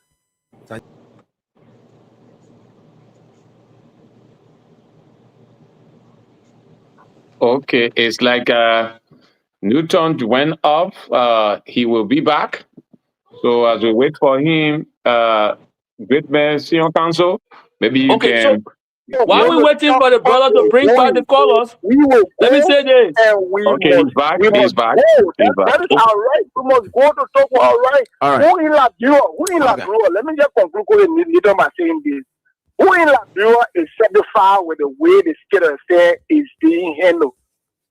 Who is in Liberia that will put out their hand and say justice and freedom is working perfectly? Who will say the presence of market? Look, the people want Okay, others will have to come in. Thank you. We can hold you at that. Others will have to come in. Yeah, and while Newton was on picking the calls and you will keep picking, we keep getting some intelligence, and the Unity Party is noted for that. And you listen to the police RG who was talking about they were able to get petrol bomb from some people. The feature aspect about that thing is that how can you get petrol bomb from people and we don't have the very people present? We don't know who you took it from, and you say you had it now. That is what happened. Opposite the fish market is the ERU area. That's the place they prepare to load a petrol bomb. To make it to appear like the protesters will have that to give them reasons why they should be able to disperse the protesters. Just late this evening, Gregory Coleman also had another meeting and told his officers that don't allow 3, 4, 5 persons to gather. Don't allow 3, 4, 5 persons to gather. So it's going to be a toxic one, especially from their end. So you see, it's good that all their strategies that they employ, they're able to put in place all the mechanisms and things that they couldn't put in place to track the drug traffickers. And they were able to put this in place only for peaceful citizens not to assemble. But the police is weak. The security system is very volatile. In fact, very poor security system we have. There's nothing they have that they can discuss today that we don't even know tomorrow. That's how weak and sick. In fact, this speaks to the vulnerability of us in this country. Because by right, Abraham Williams should go to bed not knowing what the security people discussing. Say, but I said the security owner Joseph Boga. The moment they gather, they even call for meeting. The very time they call him for meeting, we already know. Could you imagine? You have a security system. Sometimes you wonder that just God just saving us. That just God just keeping us and we are going. There's no security system. There's no joint security. Nothing in place. Everything is just very terrible. Until every plan they are making, and then they say, because that's why you have to govern with sincerity. You have to govern the best way possible so that you will be able to get the fruit of that governance. And that's why it is. I haven't seen any government that are afraid of protest as compared to Unity Party. I don't know why they're afraid of protest. I don't know why they are afraid of protest. I don't know why they are afraid of protest. To power, so they are afraid. Anything that you use as already, before Unity Party, before even the 2023 election, we are already diffused protests. On the CDC, Costa were organizing protests and nobody was attending. The student groupings were organized. No, the CDC engaged protesters by these. In fact, the first protest that was staged against the CDC prior to or before that time was the Dillon election protest in 2019. That was the first protest, that Dillon election. CDC didn't take it lightly. The June 7 protest, yes. Then the midterm senatorial election was another line of protest. But how did CDC respond to the protests? CDC didn't respond to it in an aggressive manner, showing tear gas and doing all of that. They went straight to development. They went straight to changing their behavior, changing their conduct, approaching people, going to development. That's what you do. But the Unity Party, they are making no change. So as a result, the only option they have is to use these hot water tankers and so forth, fear the people, terrify them, use tear gas. And it doesn't help you. It doesn't help you. So I believe that's the only reason. Protest didn't bring them to power because before the 2023 election, protest was already necessary because you had the how do you call that protest that Cummings they were part of? We are suffering. We are suffering. How far did that protest go? So CDC was like romanticizing protest now. You know, every time, in fact, to the extent that they were giving it water. The person say, okay, you can, we'll give you water, you whatever it is. And then they say, but Unity Party, I dare you. If the Unity Party believes that if we use the CDC method, we'll be out of power the very day. That's what Unity Party thinks. Because they have done nothing, and they know the numbers that will come up, and we expect that number to show up. Because Joseph Human Burger and his team, they are just a threat. And Jackson just said it, and I think these are some of the issues that we are talking about in this country. Joseph Burger made a statement recently that Isaac Jackson just spoke to, that I just leave it with them. He has given up on the Liberian people, so we should now take siege and take charge of ourselves. And of course, this is our country. There's nothing else we can do. We can't have a country just running on its own like that, and whatever it is, and we can't get a group of people just eating money that they are not working for, to give them a run of their money. And these are the kind of occasions that you use to tell people, say, you got to wake up, you have to work. You got to wake up. You're not going to eat free money. You got to work for it. And those are what people do in a democratic state. Yeah. So let's get to the line, speak up these calls. Yeah. As we have these intelligence, we'll continue to share with you. But Newton Tupa will continue speaking the calls. Yeah. Hello. Okay, go ahead. Yeah, I said you are talking. I said, you can hear I want to say something about your intelligence. And the intelligence report you got is part of the police repetition. That's a repetition the police have built for itself. You remember it was the same ill-prepared, untrained police people who shot somebody in the CDC compound. They're trying to do similar thing again. Today, the Internal Affairs Minister was rewarded for orchestrating the violence in Lofa that led to the death of the young brother. So these are people who are accustomed to violence. But I can say to them that we will be peaceful. And even if the police took pleasure in blooding people like they did with the student leaders, it will not be too long. Because Liberia has its own history. Don't forget Liberia history. President Talbot, peace to his Archie, they say he was a good man. But when he violently put down the rest protesters, the people were protesting for press arrest to come down. Some people can say that arrest riot. When he violently put down that protest, something happened in the country. The people danced on his grave. When you think you will use violence to put people down, they have their way of responding. Violence is not the way. We got to caution Brother Walker. Maybe dementia is coming in now. He's forgetting things. Gregory Como is very young. Most of the people around him, they say the security people, they are not security people. They are scared chasers. They're chasing young girls all over the place. They are scared chasers. They're not security people. Don't mind them. You see them get joy, they try to do dance around the place, are scared. But October, they didn't pay attention. He was slow on the uptake. The Liberian people were saying to him, you inherited a broken system. You inherited an oligarchy that sat on the neck of the Liberian people for 133 years. You got to change. October was slow. And because he was slow, and because he thought he could use the same old tactics that were not working, he put down the protest violently, and the people danced on his grave. Bwaga needs to be careful. They think when people won't express their will, You beat them all, you put blood all in the street. My friend Wilmot JP, a ranking member of the United Party government, and a ranking member of the United Party people. He was a fight to read on Facebook. He said, the same wrong that was done yesterday, that's what you're repeating. If you are wrong for Charles Taylor to be student leader, and wrong for Boakai Police to be student leader. If it was wrong yesterday, it is wrong today. No matter who does it. Wilmot JP, I'll quote him on this one. If it was wrong for them to be student yesterday, it is wrong for Boakai to do it today. You gotta start beating people for exercising their right. And I double dare that Gregory boy to go and beat on people. He will see. He will not be helping the government. You leave our people, let them exercise their right as provided for in Article 17. Let the people call. But I like the call of the land they take it. To thank them for that.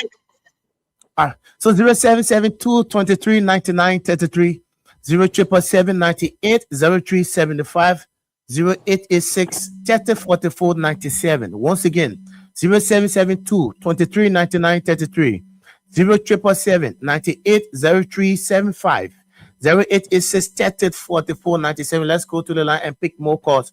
Good evening. Good evening. What's your name? So, man, 1 minute. Go ahead quickly. Let's hear you. 1 minute.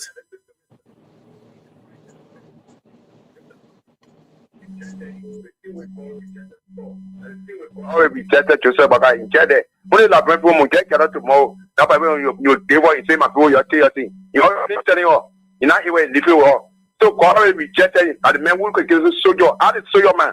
I say God rejected Joseph Boakai. So now they just tomorrow morning go there, you buy low, you go by business. Yeah, thank you. Okay, thank you, my brother.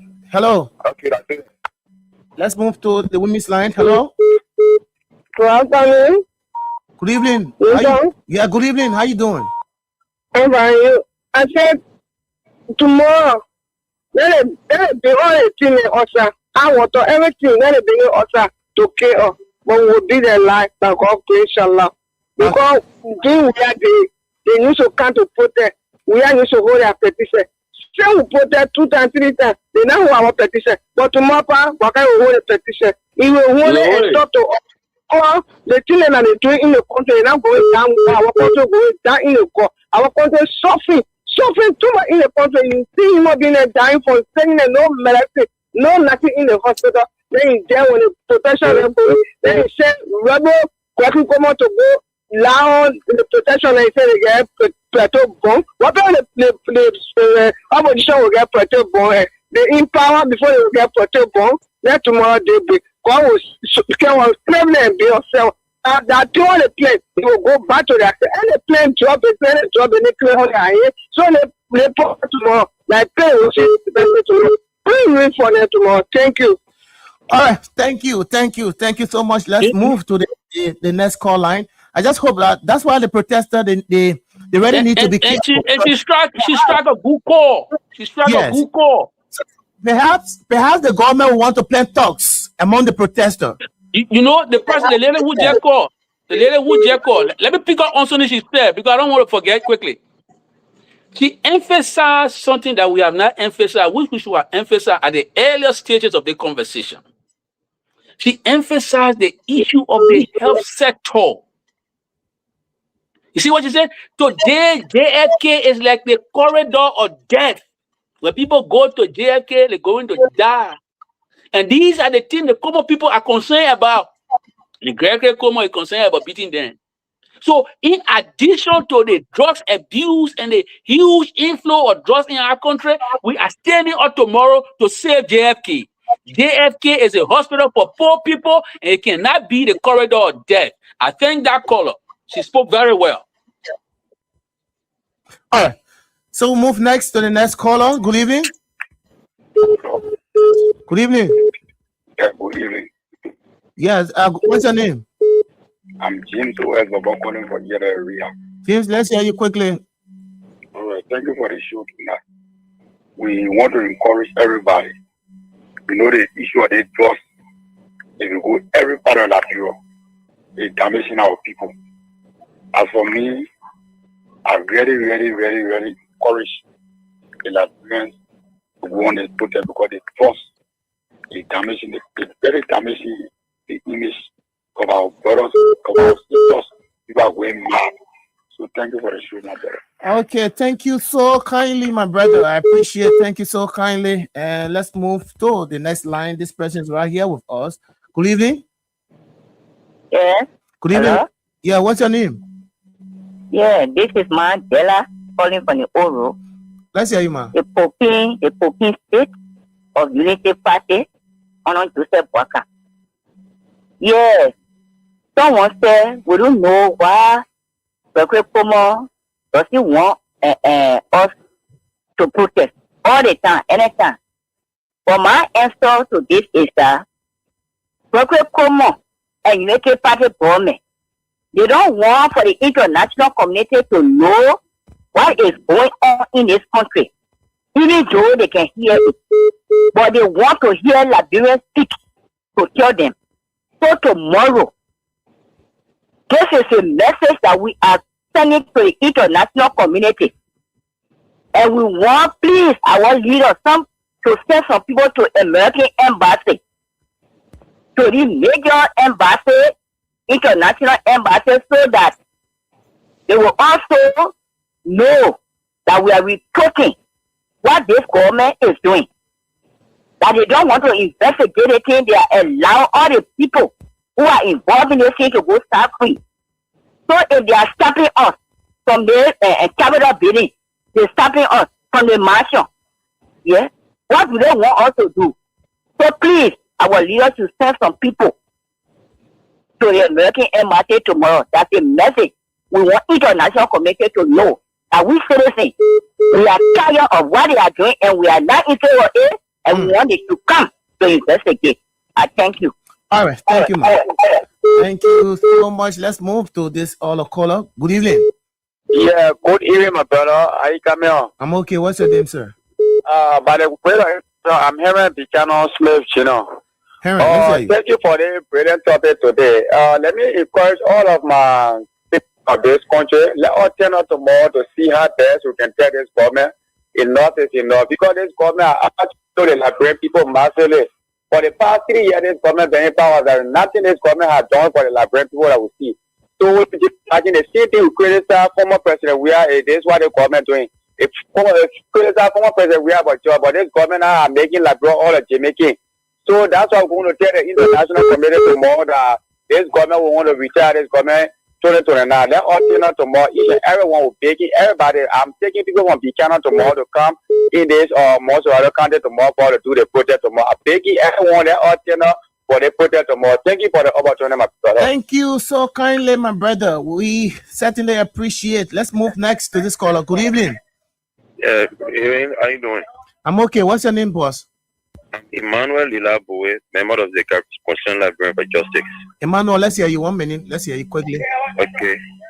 We'll be going to the protest tomorrow for some of the irresponsible statement that comes from the mouth of our president that is not in the interest of the Liberian people, the issue of the drugs, the solemnization of our young brother, and the rape of the alleged rape of the 14-year-old girl that was done by Brian Mangay, for Minister of Youth and Sport.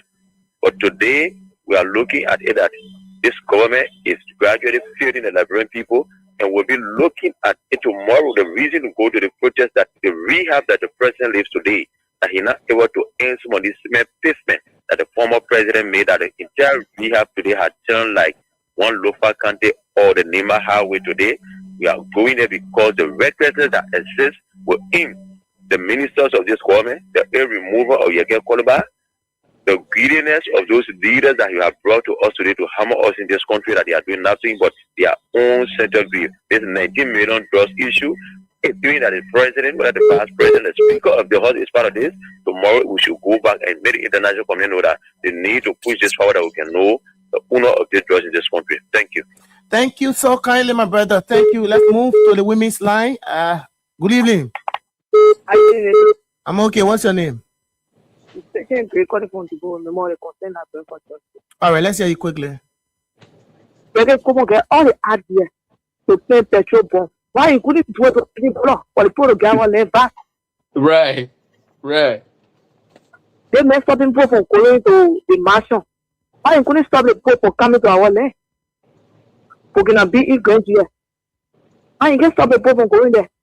So the protester, you get a petrol bomb for.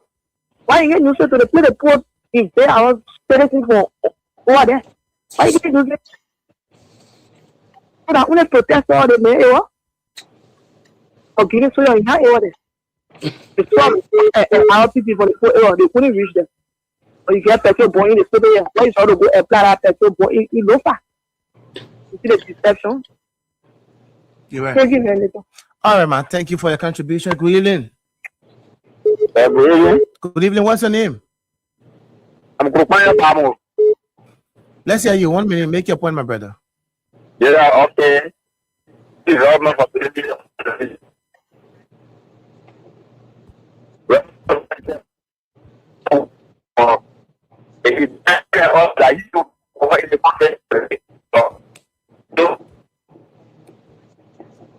Bro, you coming this call here? I don't know. You had You were doing it to the world. I want more for here. You come in there. All right. Thank you. Thank you. Hello. Good evening.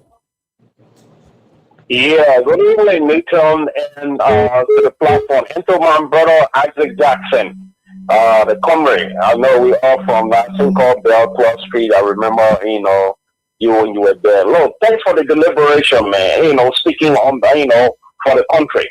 Look, and this is what we say. We have been saying it all along. Be careful who you trust. Stop and sugar are the same, but they do not do the same work. And Blocker loves Liberia only for the money. What Oh, wow. Mr. Nimlan slipped off the line. He made a very valid point. Made a very valid point. Yeah. So Mr. Nimlan, you can call back if you can. Yes, you slipped off the line. We don't know what was the cause. But let's move next to this caller. Good evening. Good evening. Yeah, thank you very much. What's your name? What's your name? Yeah, thank you very much. All right, 1 minute. Make your point quickly. Let's hear you. Yeah, thank you very much for the program. So thank you. Protest is also a law in Liberia. We have protest. But my concern have been doing to this constitutional protest we have been doing in Liberia. We protested yesterday. Yesterday we protested, and today we are protesting. So I want to know what protest we have been doing. There are people who have been women who have been beaten by in the protest. What are we realizing in the protests we have been doing over and over at the time? That's my concern. Thank you very much. All right, thank you. So you want to know? That's a good concern. Let me address that. Every time you stand up to protest for Liberia, the people who do not like for people to stand up to protest will be you. Nobody's supposed to be you for expressing your disapproval on how the country is being run. The wrong is not in the protest. The wrong is in the action of the police to brutalize you. So don't go into retreat because somebody brutalized you yesterday. Don't be scared because the police people beat you. Because that's what they want to do, right? They want to beat you so you'll be scared that you will not protest. They should not beat you in the first place. And the fact that they beat you yesterday should give you more energy to say you will not continue with this. You will not do this again. If you love something so dearly, there is a price to pay for that thing that you love. If you love your daughter, your child so much, and you see your child being gang raped, even if you are the weakest of the men on earth, you will straighten your back and say the nonsense will stop. If you love Liberia so passionately, and you see Liberia is becoming a drugs haven in West Africa, where they passing dangerous drugs, you got to stand up and say, no, enough of this. Their country has a future. The young people in their country, we can't expose them to the number of drugs that are coming in the country. And when you're protesting, you're drawing the international community attention to something that you don't like. That's why it's important to protest. Don't be scared. When Martin Luther King and other people were protesting in America for freedom and for jobs, they beat them too. But at the end of the day, they succeeded. And then like King said, no lie will live forever. No violence will live forever. All the people who beat protesters yesterday, go check them, how they went down in history. Someone went down in history in disgrace. You're not the protester. Don't get it twisted. And don't get intimidated because they will beat you. Yes, they will beat you. Because every time you stand up to say no, Gregory Como's job will be on the line. And Gregory won't lose the job, so he will be violent with you. But that does not make it for you to be scared of Gregory. If you take that ratting gun from Gregory hand, he's just like any of us. The only the gun making him brave. He's nothing with all the gun. So don't be scared of him.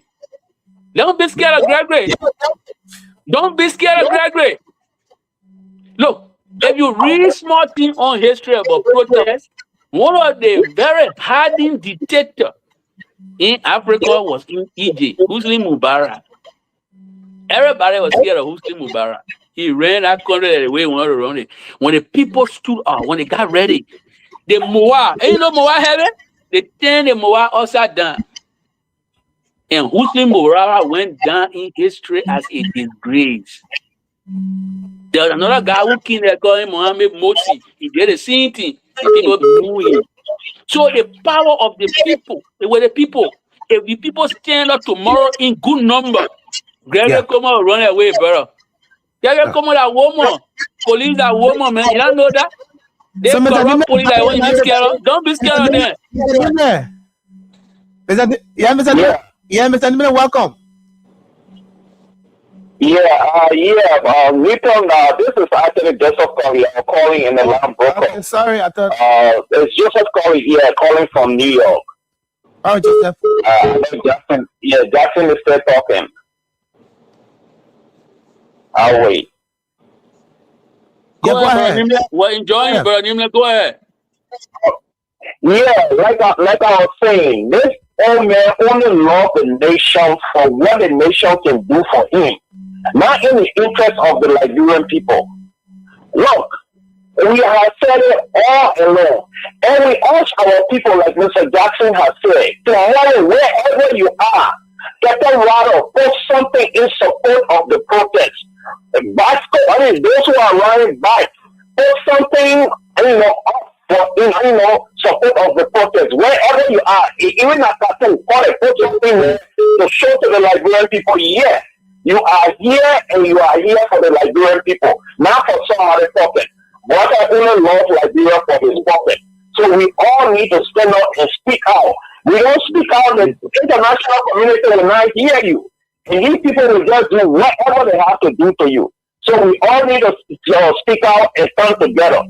God bless you all, brother. And thanks, Brother Jackson. Okay, thank you. Thank you so much, Chief. Thank you. We appreciate your contribution this evening. Joseph Colley. Hello. Yeah, hello, sir.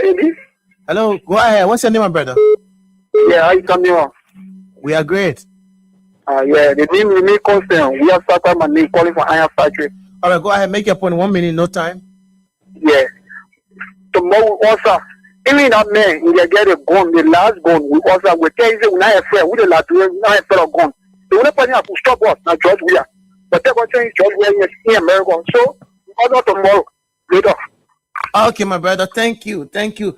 And we got to, let's move to the women's line. Okay, the women are here. They want to make their contribution. Good evening. Yeah, I want to make that kind of levy and I'm I say so. You know, can't about when you put the work into it, people getting who getting help, getting what I'm result from them. My brother is the we ain't getting result, but what they will get result and the time of get result, they trust issue that it will make international community can't eat. We will join the see what the period they are, we will take it and take what can come and the say we can come for our result and the result will be tomorrow. They will listen to our result. The plan that will just say All the ambassadors will listen to it and will count in. Thank you very much. Thank you. But the Ghana no freedom. No, but let embassy start it. You know that sector making good point. The sector making good point. You know, if you don't stand up for your right because you're scared that Gregory will beat you, the same Gregory Como people will go and laugh and you enjoy now. Why you not standing up? So you gotta stand up. You know, in Basel land, people like Gregory Como, you know how we can describe them? When you tell a government in that man, you know how Basel and call Gregory Como there, almost drew your gongo. You know, as in a Basel man, you look at Gregory Como, you know, almost drew your gongo. You know, people who can grow like yeast, that Gregory there. He's a small boy with big body. You tell that gun from here, he's a drew your gongo. Don't be scared of him. That gun, they're going to use it in a professional way. If they abuse the gun, they know that there will be consequences. That Gregory try a lot.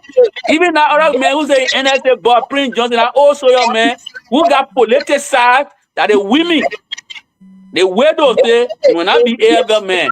That's why he's staying down in NSA. They ain't try a lot tomorrow too. The Liberian people were telling that they are all doing a gongo. Our people stand up for Liberia. Don't get intimidated by any of these people. If they use the gun the wrong way, the international community will bring pressure to bear on it, and there will be consequences for abusing the guns in their hands. The gun in their hands, they're not going to use it against peaceful protesters. Yeah, gongo. Gregory Como must do your gongo. But please spell it. We will tell you, Zuluya Gongo. He's a small boy, right? But he grows like he got yeast in his body. So he thinks he's something, he's nothing. Now the basketball look at people call him Zuluya Gongo. You got to be intelligent. You gotta be intelligent. Peaceful people say they want to exercise their right. They want to express their dissent. They want to say there's something wrong with the country, they need solution. And you're telling them, you're putting roadblock in their way, and you're talking about because you get beat by it. Try your luck. Try your luck, Gregory Como. I double dare him. The gun in your hand is not to be used on peaceful protesters. He will never try it. If he tries it, there will be consequences. We don't want violence. We are encouraging our people to be peaceful. You know the Red Riot, the people, bankers and the people, they were peaceful until the police went there and brought violence. The history is there. We don't want violence. But if you give us violence, we'll not run away. Let's tell him now. We don't want violence, but we're not running away from violence. You can't be beating our people and you think we'll case you. That's foolishness. A Gregory Como thing will put police people there to be beating our people and he will expect case or cases from us. Let him try a lot. Let him try a lot. Our people will be peaceful, but we're not case people who perpetrate violence on them. We don't have cases of people who brutalize our people. We're not going to case them. Mansisi, go ahead. Mansisi, let's hear you. Okay, the female general, Mansisi. Let's hear you quickly. Thank you, my son. We not going anywhere. We right here. Right here, we go anywhere. We go come on. We go nowhere. We here. We let go for one of us. I hear we'll be all types of more about. Say, oh, you're going to kill it tomorrow and put the prayer the protector. But to come, my student will be offered. Tomorrow the prayer will be full. Satan will be full. He and the person that will be full. But if you have to come out there to kill that tomorrow. You can't see the prayer yesterday. You put the other idiot. About the one get we they not get paid. They tell you carry a course time, water, you want to work for they pay you that day. When you carry a man, your father, they pay you that day, your children will get they pay you that day, and you ask what will best protecting, what they pay they will get you. We want that for our culture, but something you not know. Your father protected you for job. Your mouth protected you for job. What they pay there, we do it for our country, for our future tomorrow. So when the country, you are your brother, you can ask that question. Say your best people who go protect for. So now what you name for? We go protect for it. The rule all over very broken. We protect it for it. Our daughter was ready to today for party around. They are the life you brought drugs. So just our children and not their country. Now we ask them, so if you want to get paid, go to your broker to pay you.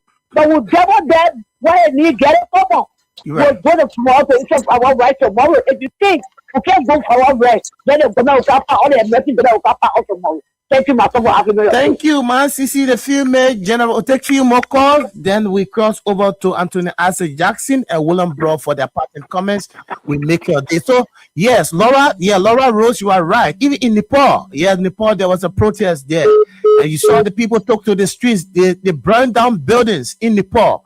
It wasn't easy. Why it's true that the Nepalese police were there beating on them, but the people, they did not sit back. They say, oh, because of the police, will not speak out, will not stand for our rights. They stood out for their rights. So you can do the same. You got to stand up for your rights. So let's take a few more calls, then we can cross over to the Anthony and the William Bro. Hello.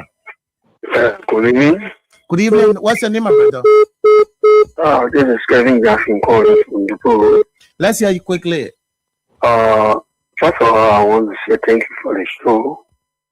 And I want to make the police director to understand that then they haven't come up with me on the drugs issue. I think tomorrow will be the day that they will come up with me, because most of us that coming out, some that been taking in the drugs before, they too will be part of it because they have been out of it. They will be part of it to encourage their brothers there to start from taking it.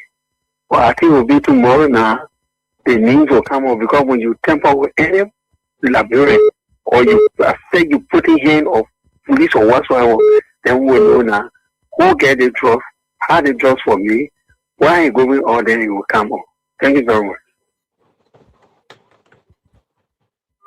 Yeah, thank you, my brother. Thank you so kindly. So we can take 3 more. Yes, 3 more calls. We can pick 3 more calls, then we cross over. Hello. Yeah, good evening, sir. Good evening. What's your name?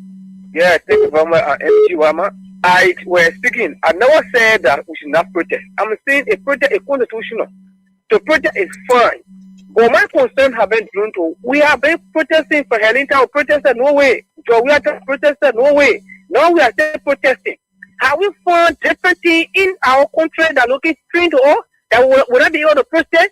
Or protest will be our constitution, not constitution in our constitution in Liberia. They will drop it. I'm not saying bad. No, yeah, you're right. It's fine to protest. Yeah, you're right. What in our life? You're right. Are there been teachers? Yeah, you're right. Yeah, but no, no problem. You can. He okay now because you got another 3 more questions we need to take. Let me go. Then repeat that. The results will not come right away. Yes, you protest. Sometimes the results you expect will not come right away. Like you saw in South Africa doing the apartheid policy. Nelson Mandela stood all right. They fought against apartheid. Later, it was later. People started, enjoying the freedom.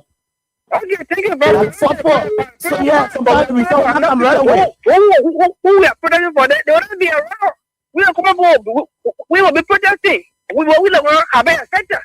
Yes, that's why you need to stand up. Yeah, thank you. Yeah, thank you, my brother. So we'll take 2 more. Yeah, 2 more calls if we can. Okay, beginning with this person. Hello. Hello. Hello.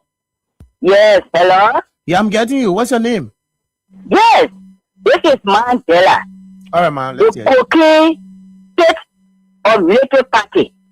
Honor Joseph Walker. Okay, then Mandela is this. Hello. Are you there, man? Are you there?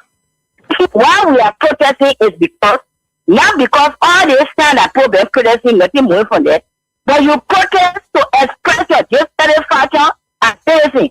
Because if something is happening wrong in a country and the citizen does not stand up, once the citizen don't come up and say this thing happened, the international community will see that everything is all right with Liberia.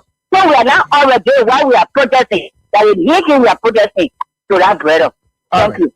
Thank you, man. So we'll take the final person, the final caller, and this person could be, this person could be the final caller. Hello. Yeah, hello. I'm Emmanuel Bowe. Emmanuel, we are going to the protest tomorrow for Baka compromising our presidency to a nightmare. By going to the nightclub to sit there, honor the history of this country, we are not seeing president to be passing around from nightclub to nightclub. and yourself referring to you as JP Mameme, why are you reducing our country presidency to this level, being a nightclub president? Thank you. Thank you, my brother. To find a caller, we're not picking any more calls. We're about to cross over. So, my brother, the protest is about standing. You got to stand up for your rights, to send a message to the government that, you know, the way the country is proceeding, things that are happening, you yourself, you feeling the pinch. You see what happened in the country. The economy has collapsed. There's no food. Marketers, nobody to buy because why the money is not circulating. Civil servants are complaining. Quite recently, nurses from the Phoebe Hospital were protesting because of salary arrears. There's no dialysis machine at JFK hospitals. When you go there, you're almost like a death trap. So these are things, because if you don't stand up to the government to say, yeah, these things are not happening in the country, and the government has a responsibility. That's why you are paying your taxes. If you are paying your taxes and those money are not utilized for the intended purpose, then what happens? You got to stand up. So like I said, when Mandela stood up during the apartheid policy, the apartheid policy was a policy of segregation. And Mandela said, we are the black people. We are the indigenous citizens of this country, South Africa. But the white people are dominating. So Mandela stood up against the apartheid to put an end to the white dominance. And today, South African, whether black or white, that issue about racism is no more. People died. People lose their lives. But there are people benefiting of the freedom that was fought for years ago. So it's about our country. We can do the same. So Anthony Jackson, it's up to you. Before Anthony come in, let me just come in briefly, then he can end it up. Anthony, thank you so much. So I think we heard all of what was said, especially by the Anthony Isaac Jackson. It was very clear. The Solidarity Trust is a great movement. That while we talk about Solidarity Trust, there's no one thing that, if you're in the opposition, the Solidarity Trust and the civil servant group trying to protest for the same purpose for which you should be holding the government feet to the fire and think that you will sit there and call yourself opposition and you not join this fight. We believe it would be hypocritical. That brings us to the point that senior comrade or senior our statement, Mr. Alexander Kumi said that he will engage the international partner. But while doing that, we should also take note that you must also fight at home. So these are things that can balance the equation with your leadership. You cannot be saying you're only fighting abroad, which is good. That's a good thing. But what are we doing home? And Anthony said it, that the first tool we have before us for us to display our democratic right is protest, to express our dissatisfaction. I think is very important. And then, for example, there was Anthony highlight even on the CDC administration. The CDC administration fought the drugs very well because under the CDC administration, the drug law was passed today that drug is not billable. So that's the first aspect of fighting the drugs. And you talk about today, people at least were persecuted at least. Although, yes, there was not that to the full that was satisfactory to Liberian people. But today we have our government that have just doing, I mean, to see guiltiness in people is very easy. You have a police RG who pampers in the drugs people, which is very wrong. So it is a clear thing that we are saying that they are in cahoots with the cartel and the Liberian people. The only way their fear will grab them is when the Liberian people stand up against their evil deed in collaborating with the cartel. And then the issue that we talk about, it is our right to always protest. It's in Chapter 3, Article 17 of our Constitution. It's very clear there that we have to protest. And people shouldn't see, because there are some people who may say, oh, some of them are sitting abroad today, they're encouraging for protest to go on. No, we ourselves protesting out here, but in different form. We are here today. We are not sleeping. We're talking. We are sponsoring and doing everything on our cover to make sure that the protests work. So we are also part of the protest. And you don't even know some of our connection out here with other foreign dignitaries. So we are working. If we were there, we were going to be on the ground protesting along with you. So we want to encourage you to come out tomorrow, come out in your mind, be peaceful, and let protest. And the government will not intimidate us because it is our right. Any attempt for them to do so, history is going to be repeated because they know what history did to those who went brutal unpeaceful protesters for their democratic right. I submit from this end, and I think we can go over to great man Anthony Asset W. Jackson Sr. Thank you, my dear brother. In closing, I'd like to remind our people the way we started, and that's the same way we will close. That old man Bouaka has grown old, but he has not grown up.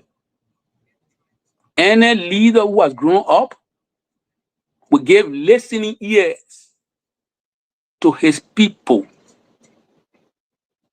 Regrettably, Bouaka is not a listening president. And I've said to you, listening is not just the physical act of hearing somebody. Listening in the real sense of the word is to koinonia, is to empathize, is to feel the pain, is to share the suffering of other people and to find solution to their suffering. Bouaka has woefully failed to find solution to the suffering of our people. Matter of fact, Bouaka is not dealing in sarcasm. When people say, oh, Mr. President, you've been using the country money, you're traveling all over the place, and nothing you bring in home, he said, I leave it here. He's kicking people out.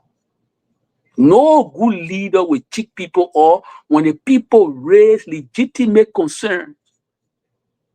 And so Bouaka is incapable and unfit to lead the country to prosperity. A failure speaks volumes. As you can see, there is no impetus there for the president and his people, his minions, to decisively deal with drugs. The drugs just coming in the country are free flow. And when drugs coming into the country, that the drugs being coming to the country, there is a tendency for a good number of that drugs to drop around and for your people to choke on it. And then soon and very soon, the country will be stigmatized as a drugs country or as a drug transit point. And that's not good for Liberia. Not good for Liberia repetition. Not good for Liberia place among the respectable nations of the world. And so tomorrow when you stand up, you're telling the global community that Bouaka and his people are not able to fight effectively the drugs that are coming into the country, and you need help. It's where I come in with Brother Cummings. Yes, Brother Cummings' approach is not too bad, but even if Brother Cummings were to go to the international community and say, you come, they were asking, what are your people doing? Because all politics is local. How are they expressing themselves? How are they expressing that disapproval of the drugs coming into the country? What have they done? What stand have they taken? And this is where STAN and the student grouping and all the other civil society organizations are coming from. We want to air our grievances to the international community that we have a police force that is deeply compromised. It's not able to fight the drugs cartel. That these people are taking tinted gifts from the cartel. They're taking tinted generosity from the cartel. They're taking cars, drugs car from the cartel. And because of that, they are compromised. They can't do anything to the cartel. It's stronger than the people in the country. So we want the international community to come. This is our primary reason for mobilizing our people this evening to join the protest march tomorrow. We are hoping that the protest will be peaceful. Notwithstanding, if the police decide to be violent, we will not respond with cases. If you're going to be violent, you don't respect people's rights, there will be consequences. Don't beat on anybody for exercising the rights are provided for in Article 17. Don't do it. Gregory Como, urge your people now. Nobody should beat on our people for doing the right thing. And so That is about the drugs in the country. That is the primary objective. The other secondary thing that we want to draw attention to is the level of suffering in the country. Today, you go to the market women can't even sell. For the first time in my living life, for me to see a minister of the government proud to say, I mean, it is only in the government. Meanness was something that used to embarrass people. They should be ashamed of being mean. But some of the people are so arrogant with power that extent they say, oh, I'm proud to be me. I mean Pro Max. A minister who's supposed to deal with young people, who's supposed to share her wealth with young people, is saying, I am proud to be a mean minister. There you go. What happened to people and their consciences?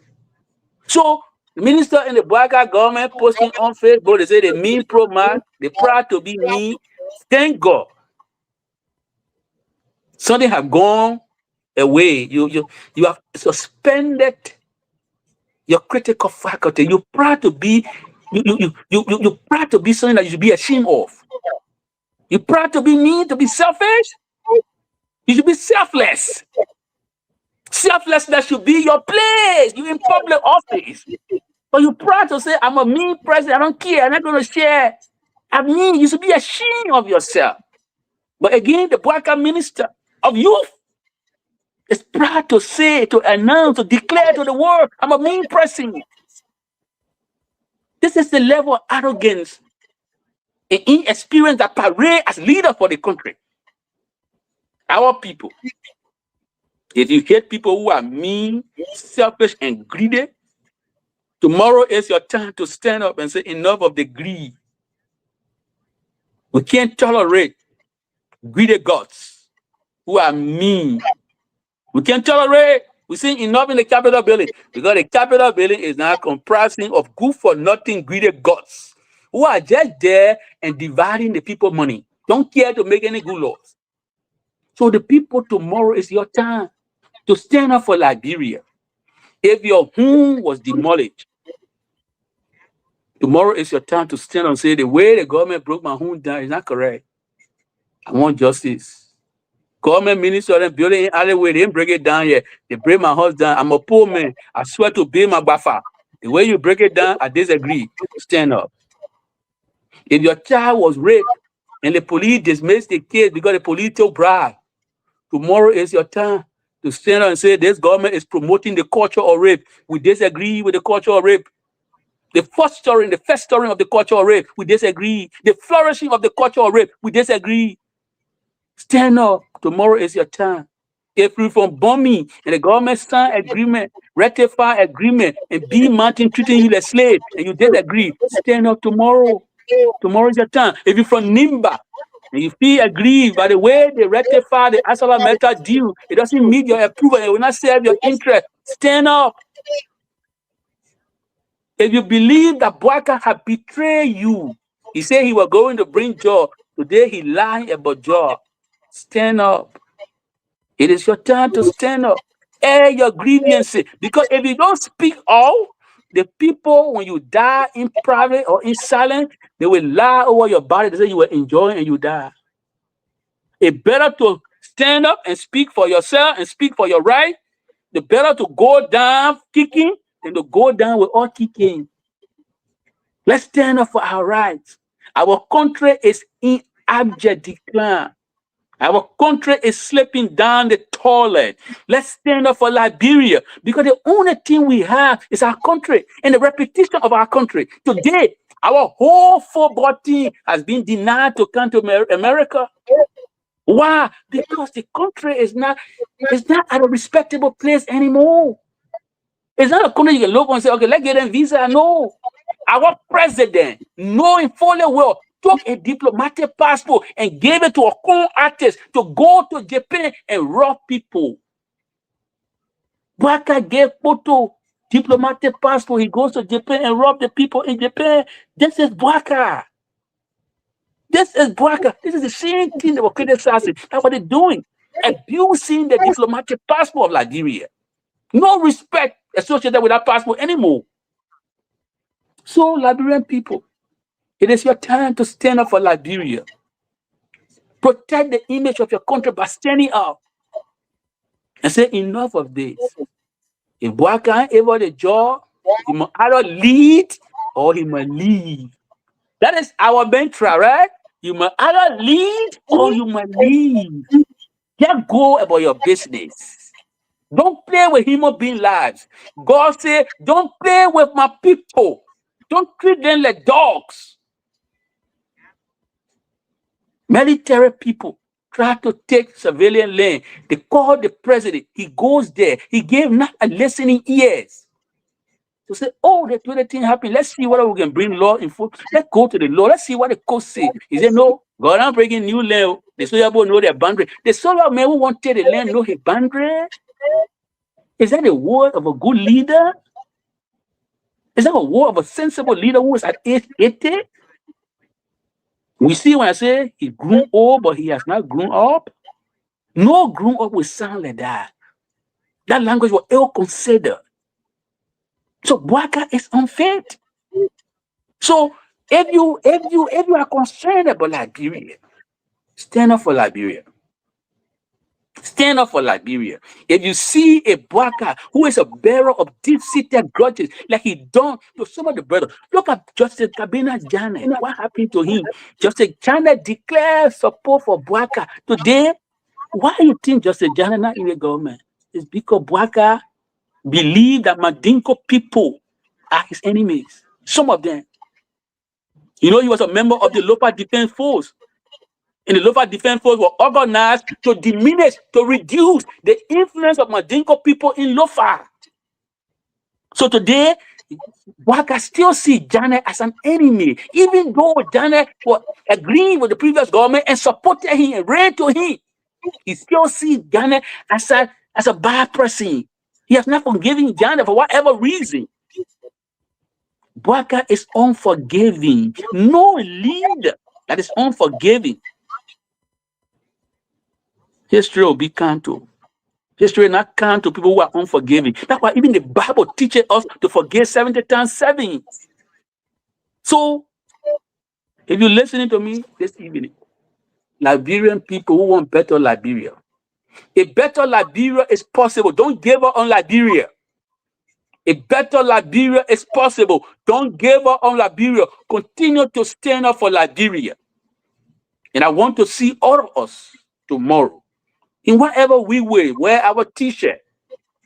The government will not be happy that you're protesting, because when you're protesting, it means you're reporting the government. Nobody happy when you report that. When you protest, you're reporting the government to the world. Say the government is not serious. They're not correct government. These are not serious people. All you're interested in, you get money, put it in the back pocket. Where are the Patrick Honor today? They just go to the place there, telecom, you put your money in your pocket, whole day here, where everybody living on the current. The generator make more money than people working in the health fee. Fee being get dropped, Patrick Honor get the generator taking more money than the human being who working in the hospital. These are the people. These are the people, brother. So if it's unfair, stand up for Liberia. If you think Bouaka doing well, brother, we're not forcing you. Stay to your house. If you think the way they're bringing in the drugs and the government in cahoots with the drug people and the colluding, if you think, all right, brother, stay home. But if you think the way the drugs coming in the country, it portends danger for the country, the future of the country, and it put the young people at risk, tomorrow stand up for Liberia. So I want to thank you tonight for having me. I look forward tomorrow to a positive gathering. A large number of people should turn up, stand up for Liberia, and I want to thank all of you in advance for listening to us and for turning up tomorrow. I don't want to keep you long. I could talk longer than this, but I showed my man in the studio want to go home. Liberia is not safe very well. Security situation there, they're risky. You know, the Bouaka have failed the country, so the security business, they're terrible, risky. So I just want to thank everybody tonight. Don't want to exhaust you any further, but I want to thank you. Let's show up tomorrow. Let's make Liberia proud. Let's show to the rest of the world that Liberia still have people who are courageous and can stand on the shoulder of Bouaka Matthew and other rights leaders across the world. Thank you very much. Thank you, Anthony Asset Jackson. So imagine had Anthony Asset Jackson spoken law. So what would have happened? I want to long. The halfway back. I want to thank Brother Molu. I know Molu will be in the front line tomorrow. I thank Molu and all the organizers. I'm counting on Brother Molu and all the brothers on the home front. Molu. I know you guys can do it. Let's do it for Liberia, man. Let's stand up for Liberia. Everybody, let's stand up for Liberia. Thank you. Strong, man. The chairman. Our revolutionary salute, Chairman Molu. Thank you so much. Thank you, buddy. Let's do it for our country. Let's stand up for our country, man. Let's stand up for our country. Thank you, everybody. Thank you. Thank you. So, folks, that's all the time we have to be here with you. We got to stand up for our country. Let's do it for our country. So many thanks to Anthony Ashley Jackson from the US of A, from the background of Stan. Then we have Willem Bro, the CDC here from Europe. They have been our guests. Look forward to more of these discussions to put our country on the right path and trajectory. This is our country, like we always say. This is the only country we have. This country is ours, and no one person has monopoly over the country. We are all equally Liberians. So we're grateful to be here. Many thanks to the great Antonio Law, Abraham Garson William, who laid the foundation. And I always happy. That's why I always told people. What are the callers say, Tony? Wait, 1 minute. One live minute. It's about one live minute. So Anthony Abraham, one last minute. Comrade. And I continue to step in his position. So I always the play. That's why you're not getting it. No problem. Help me, bro. The last minute, one last minute for the Anthony. You know, one caller says to me that I wanted to talk about. The caller said Waka is reducing the dignity of the presidency by going to nightclub. That's true. If the president is the first to go to nightclub, why are you telling the children in the country that going to nightclub correct? Especially during the drugs time. And he said that there was no reason for joining the protest. So let acknowledge that, brother. Please come to the protest. You know, like he said, that's the I have no reason. Everybody got different reason why they'll be in the protest tomorrow. He said, and I believe and I side with what he said, that the president is reducing the dignity of the office. In half fluent language, they say he debasing the presidency when he dragged the presidency to the nightclub. But again, brother, this is Waka. That's what he's been doing in private. That's what he's doing now in public. Let our people come out and say we value the presidency. It will be by far better than going to nightclub. We want the president to carry our children to school. Even the school buildings are caving in. All the school buildings old and ratty. He's doing nothing about it. But again, thank you, brother. And I just want to pick up on your point, and I thank you for bringing that point up. Let us show up tomorrow with our Vera placards. With our positive inscription on our placards. Certainly. Jobs, not drugs. Job, not drugs. Job, not drugs. Thank you. Thank you so much. Yeah, leave or leave. Until tomorrow, we'll be here with the Diaspora Edition. Prince Sharif, Leo Montgomery, and Brian again will be here tomorrow. Yeah, I will definitely be there. Be here tomorrow. I'll be there. The only thing I will leave you soon. Oh, no problem. Because so the man Fana win the cup, so we got to watch the template Fana. I need to say the template. Fran, my man, Fran, for straight out. So good night to all of you. My name is Newton Chopa. Good night, Anthony. Good night. Yeah, thank you. Bye bye. We're out of here. Thank you very much. Thank you very much.